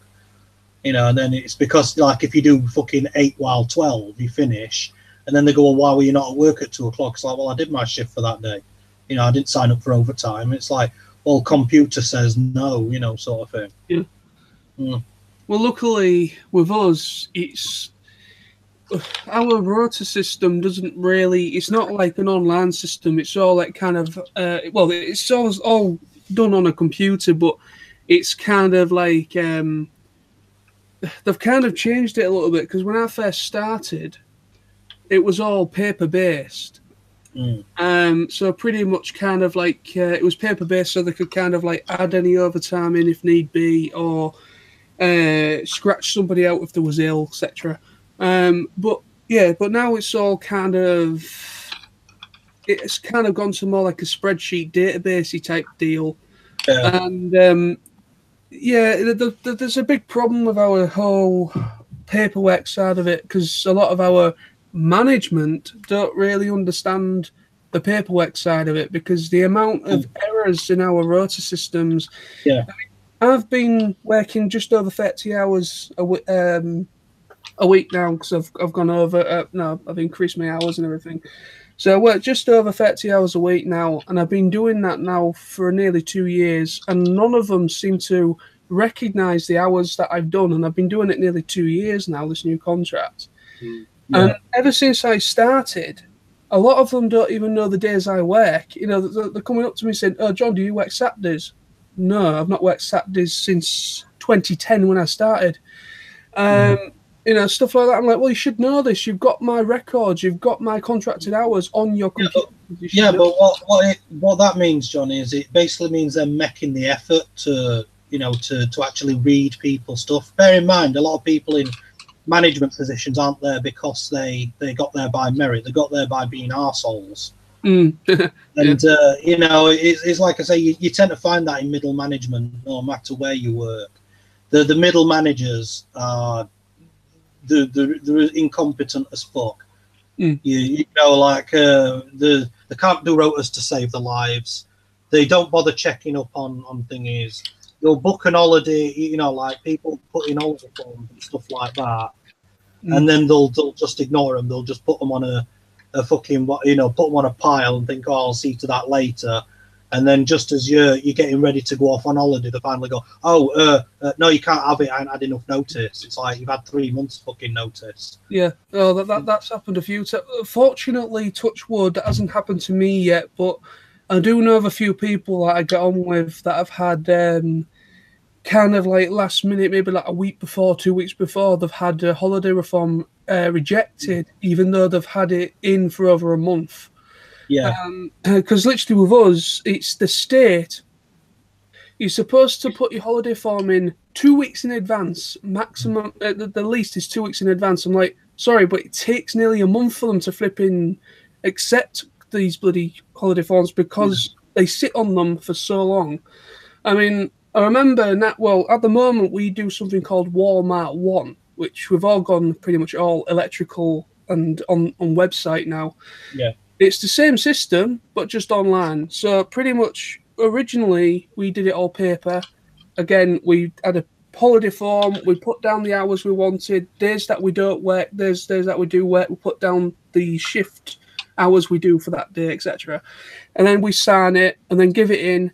And if you're lucky, you'll probably get it by, if you're very lucky, you probably might get it a couple of days. Sometimes I was waiting, one time I was actually waiting 3 bloody weeks. And I was like, okay, right, I'll put this in like a month and a half before, so well in advance. And I didn't get it back until like nearly 2 weeks before I was due to have the holiday off. Yeah. And literally, I'm not the only person they've done this to. It's happened to nearly everybody in that entire store because they're so bad with paperwork. But it's like, but now what they've done is they've now got rid of the whole paper system because they thought this would work brilliantly. They brought in Walmart One. It's the same system, but online. And it means that a manager, section leader, or whoever is on my section has to go on the online system and look down everybody and double check to make sure they can have that day off and accept it. It takes longer. Yeah. And half the time they don't even double check. They're supposed to check the Walmart One every day. Yeah. And I've had at times holiday requests on the online system, and it's taken them like 3 weeks, nearly a month to actually accept them. Yeah. And I knew a guy that used to work at Morrison's, and he booked a fortnight off because he was going away on holiday. And he went away on his holiday, and I think we were about 3 days into holiday, and his phone goes off, and they went like, all right, yeah, you're going to have to come in tonight. We're short-staffed. He goes, so what time can you be here? And he's like, he says, I can't be there at all. And bloke's like, oh, that's going to look bad. And he says, well, I can't be there. He says, because I'm in fucking Greece. Because if you bothered to look at my thing, you'd see that I'm on holiday, you know. And he says, I've gone away, so it's tough shit. It's tough shit. I can't come in. And bloke's like, well, you know, we'll have to discuss this at your, at your next, you know, sort of one-to-one feedback thing. Yeah. And he's like, what? That I've booked an holiday and actually gone away. He says, good luck with that, mate. He says, I'll see you at tribunal. Yeah. Also, yeah, just like I said, I mean, that's in, you know, the middle management thing. I think one of the problems with the middle management thing is that they put too much pressure on the middle managers. You know, because it's like, oh, well, we've got to meet these stats and, you know, or you've got your KPIs and everything like that. And it's to put too much pressure and emphasis on that. And then when stuff starts happening, you know, it's like, oh, well, we're really failing on this, you know, on this particular KPI. So what we need to do is start punishing staff. You know, and it's like, well, you know, maybe if you, a lot of the time it's because of something that they've got in their, you know, their glorious system or whatever that's causing the problems, or it's you know it's like statistics not really reflecting what's happening, if you know what I mean. It's like, oh, we changed this and all of a sudden this statistic's gone down but this statistic's gone up. Yeah. You know, like, why is that? It's like, well, you know, because people can't work 18 hours a day, have 2 hours kip and then come back to work again, maybe, I don't know, you know, stuff like that. It's or getting, I can't remember, there was something on and it said there, what is it, basically you can work 12 hours but then when you, for every 12 hours you work, you're supposed to have a minimum of 8 off, or something like that. That's like a legal requirement to work, you know, one of the work time regulation things. And the one place I knew of that was doing that, we're getting people to work 12-hour shifts and then saying like, oh, we need people in for overtime, you know, and it's like, and if people didn't come, you know, like they'd say, right, you're working overtime tomorrow, you know, like you're doing 12 hours and then you're doing another 12 hours straight after that. And if people went like, no, I'm not doing it, you know, then they'd be like, oh, well, you know, we'll have to sack you then, you know. Yeah. They got took to, you know, they got fucking tribunals up the arse. Because it's like, say, it's you don't, you know, it's like, it's all right saying, you know, there's overtime available, but if people ain't got time or they can't do it, you know, then threatening them with sack because they're not available to do extra work is a bit stupid. You know, and then they go like, oh, think up money. And it's like, well, it's all right having money, but then if you've got no fucking life to spend it on, and especially if you work 2 straight 12-hour shifts, that's 1 entire day without sleep. Yeah. You know, without sleep. And, you know, oh, well, you get half an hour for your dinner. Like, half an hour for your dinner. You know. I know. That's kind of like my place, because the problem is with my place is that you get a lot of this, because I'm not saying this is a bad thing, I'm just saying that the demographic of the workers at my place is mainly female. Yeah. And there's not as many men. And because it's mainly all female oriented, they pretty much feel they are the big bosses and everything. Yeah. Yeah, so pretty much with my place, it's when I don't get phone calls that often from Asda. It's very rare. It's usually if they want me to do a night shift or something. Yeah. But it's but sometimes when I've had phone calls, they really try to sweet talk you on the other side of the phone. They're like, "Hiya, John." I'm like, you don't talk to me when I'm there, so why are you coming over like this to me? Yeah, hiya, John. Can you do you now? Yeah, so it's like I'm nice to you now, and then you know, and then when I say, "Oh, do you want to do some overtime?" and you say no, I'm going to then start threatening you because I'm passive aggressive. Exactly. That's exactly what it used to be like. It's not so much now, but it's when a few years ago it used to be a right pain in the ass. I couldn't have a day off without them ringing me. And it got to the point when one of my ex managers, she didn't work there anymore. She's actually left the store completely. Yeah. She used to be all right. I used to get on with her, but sometimes she used to be really annoying. She would ring you, and the whole, you know, nicey manager type thing. And then when I went in, she wasn't there. Yeah. Like, sorry, but you've just asked me to come in to help you out, and you're not even in. Yeah. You know, that used to really piss me off. Just asked me to give up my fucking Saturday or whatever. Yeah. To come in and help you, and you can't even be arsed. It basically what it was is she was supposed to come in on Saturday and she can't be arsed, so she's basically fucking passive aggressive threatens somebody else into coming in. I'll tell you something about my previous job. My previous job, two things that happened. Basically, my previous job, when it came to your working week, you basically could book your own hours. It was part of the company's policy that because you work from home, you could build your working week around your own kind of life, if you will. Yeah. Now, at one point, for reasons unknown, one of the managers for the company, and I know she was like mid-level manager, she started tampering with the schedules and rebooking and changing people's pre-arranged weeks. Yeah. And all we'd get was, like, you know, you could, I don't know, like check your work emails one morning and all you suddenly you've got like 6 emails from this one manager saying, you know, right, you've had this shift changed to this hour, this day that you were off, you are now working. And it was just like, seriously, you can't do this. you're messing with our hours without our consent. You're not telling us beforehand. And then that actually ended up to the point where somebody reported the company for it. And after that just stopped immediately, and we no longer got hassled with it. But I think the overall, I mean, I don't know why the hell that happened, but it was just literally like they were tampering with our hours and trying to get us to do other hours that we had off. Just bad. And then the worst thing that happened to me though was basically on this company's contract, you were supposed to work so many weekends. It's sort of like a fair share rota system. Yeah. I was always that guy that ended up working weekends no matter what. Yeah. And at one point, I worked weekends for 4 months straight. Then when I finally managed to get myself 2 weekends off for the first time in 4 months, literally the next thing I know, I'm getting an email stating, oh, Sam, blah, blah, blah, blah. You've had these weekends off. Just be aware that, you're contracted. You should actually have working weekends and you should be doing this. It's like, bloody hell, I've been working weekends solely for 4 months. I want some time to myself. Yeah. Yeah. And you have every right to. I mean, that's just harassment, that is. They take advantage of the staff like that. In one of places, they can make these threats. They can make these threats to, they pin you down the way they do.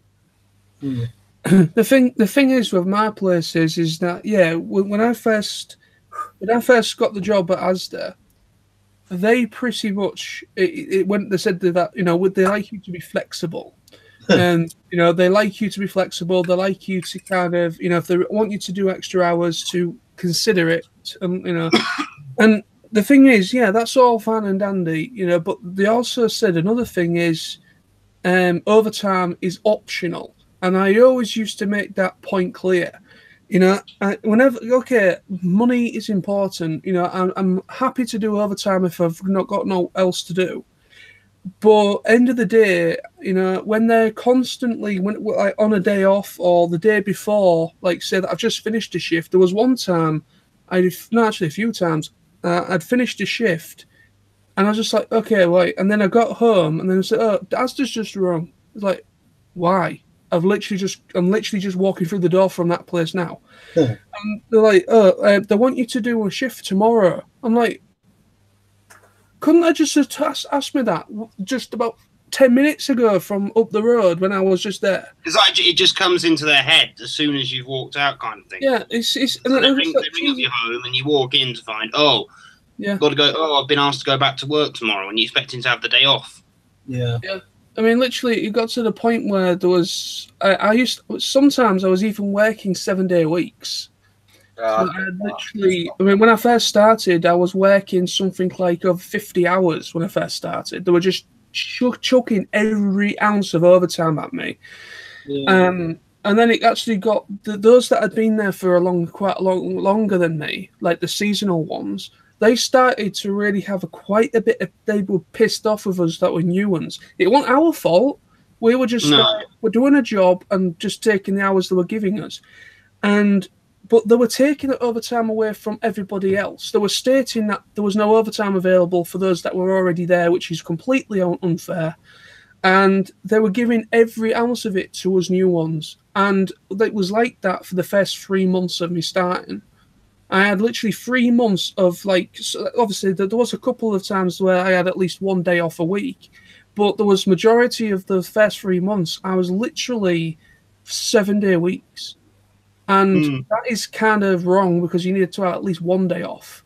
But I took them, and I was earning nearly £1,500 a month because of the hours I was doing. That was after tax. And I was just like, Jesus Christ, I mean, that's great. But end of the day, I felt really sorry for the rest of them that couldn't get the hours they wanted because they had families to support, etc. Yeah. I've done that now when I went to William betting shop. If you can't use it because you're working all the time, if you can't enjoy it, or oh, but you get 2 weeks holiday. No, it's when I worked at William Hill's betting shop, the fucking thing me once, and they rung me up on, it's 7 o'clock on Sunday morning once, on my day off, and they went, oh, are you available for some overtime? And I went, I suppose I can, yeah. I said, what time do you want me to be there, like? And they said, oh, it's 10 while 6. It's like basically doing a full shift in shop. So I went like, yeah. I says, all right then. I says, what they call it? I says, I can do that, you know, get bus into town, get there at 10 o'clock. So, oh yeah, but it's in Retford. And I'm like, Retford? Like, yeah. I goes, oh, I don't live in Retford. Like, yeah, but we need you to go and work at Retford. And I'm like, yeah, but I don't live in Retford, you know, and I've no way of getting to Retford for 10 o'clock. Well, we really need you to work the overtime. And I'm like, I says, it don't matter whether you need me to work the overtime. I says, unless you're going to send a taxi to come and pick me up, I can't get to Retford. You know, and I'm like, well, it's not that far, is it? And I went, yeah. I says, Retford's nowhere near fucking Doncaster. Yeah, but it's in the same area, isn't it? I went, no. I says, Retford. I says, it's near fucking Lincoln. No, I says, I don't live in Retford. I don't live in Lincoln, you know. Lincoln's like about half an hour up the road from us. Yeah. Oh, no, and I says, you know, I says, if you were during week, I says, it won't be so bad. I says, because I could get trained to Lincoln. I says, but, you know, I says, Sunday morning, I says, not a chance. You know, it's like, oh, well, you said you'd be available to work overtime at different offices. So we're like, yeah. I says, because you said it were, you know, one of the shops in Doncaster. I says, fucking Lincoln and Retford aren't in Doncaster. I says, Lincoln's in Lincoln and Retford's in Retford. You know. Well, they're just like, oh, well, you said you'd be flexible. I'm like, oh, you know, and then, you know, they wanted me to go to another place and all that actually was in Doncaster, but it wasn't in Doncaster, it was in one of outlying areas. When I asked what address the place was, and they said, oh, that's for you to find out. I'm like, well, how am I supposed to find out?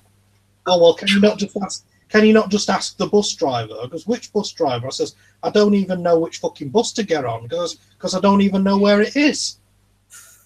Jesus.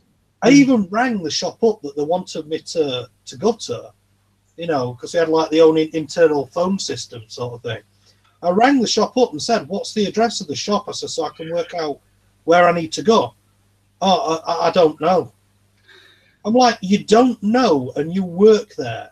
You work there and you don't know the address of the fucking shop that you're supposed to work at. It's like, fucking hell. Yeah, I had, it wasn't a work thing, but I had something similar actually about a year ago. It was just after I got made redundant from a previous job.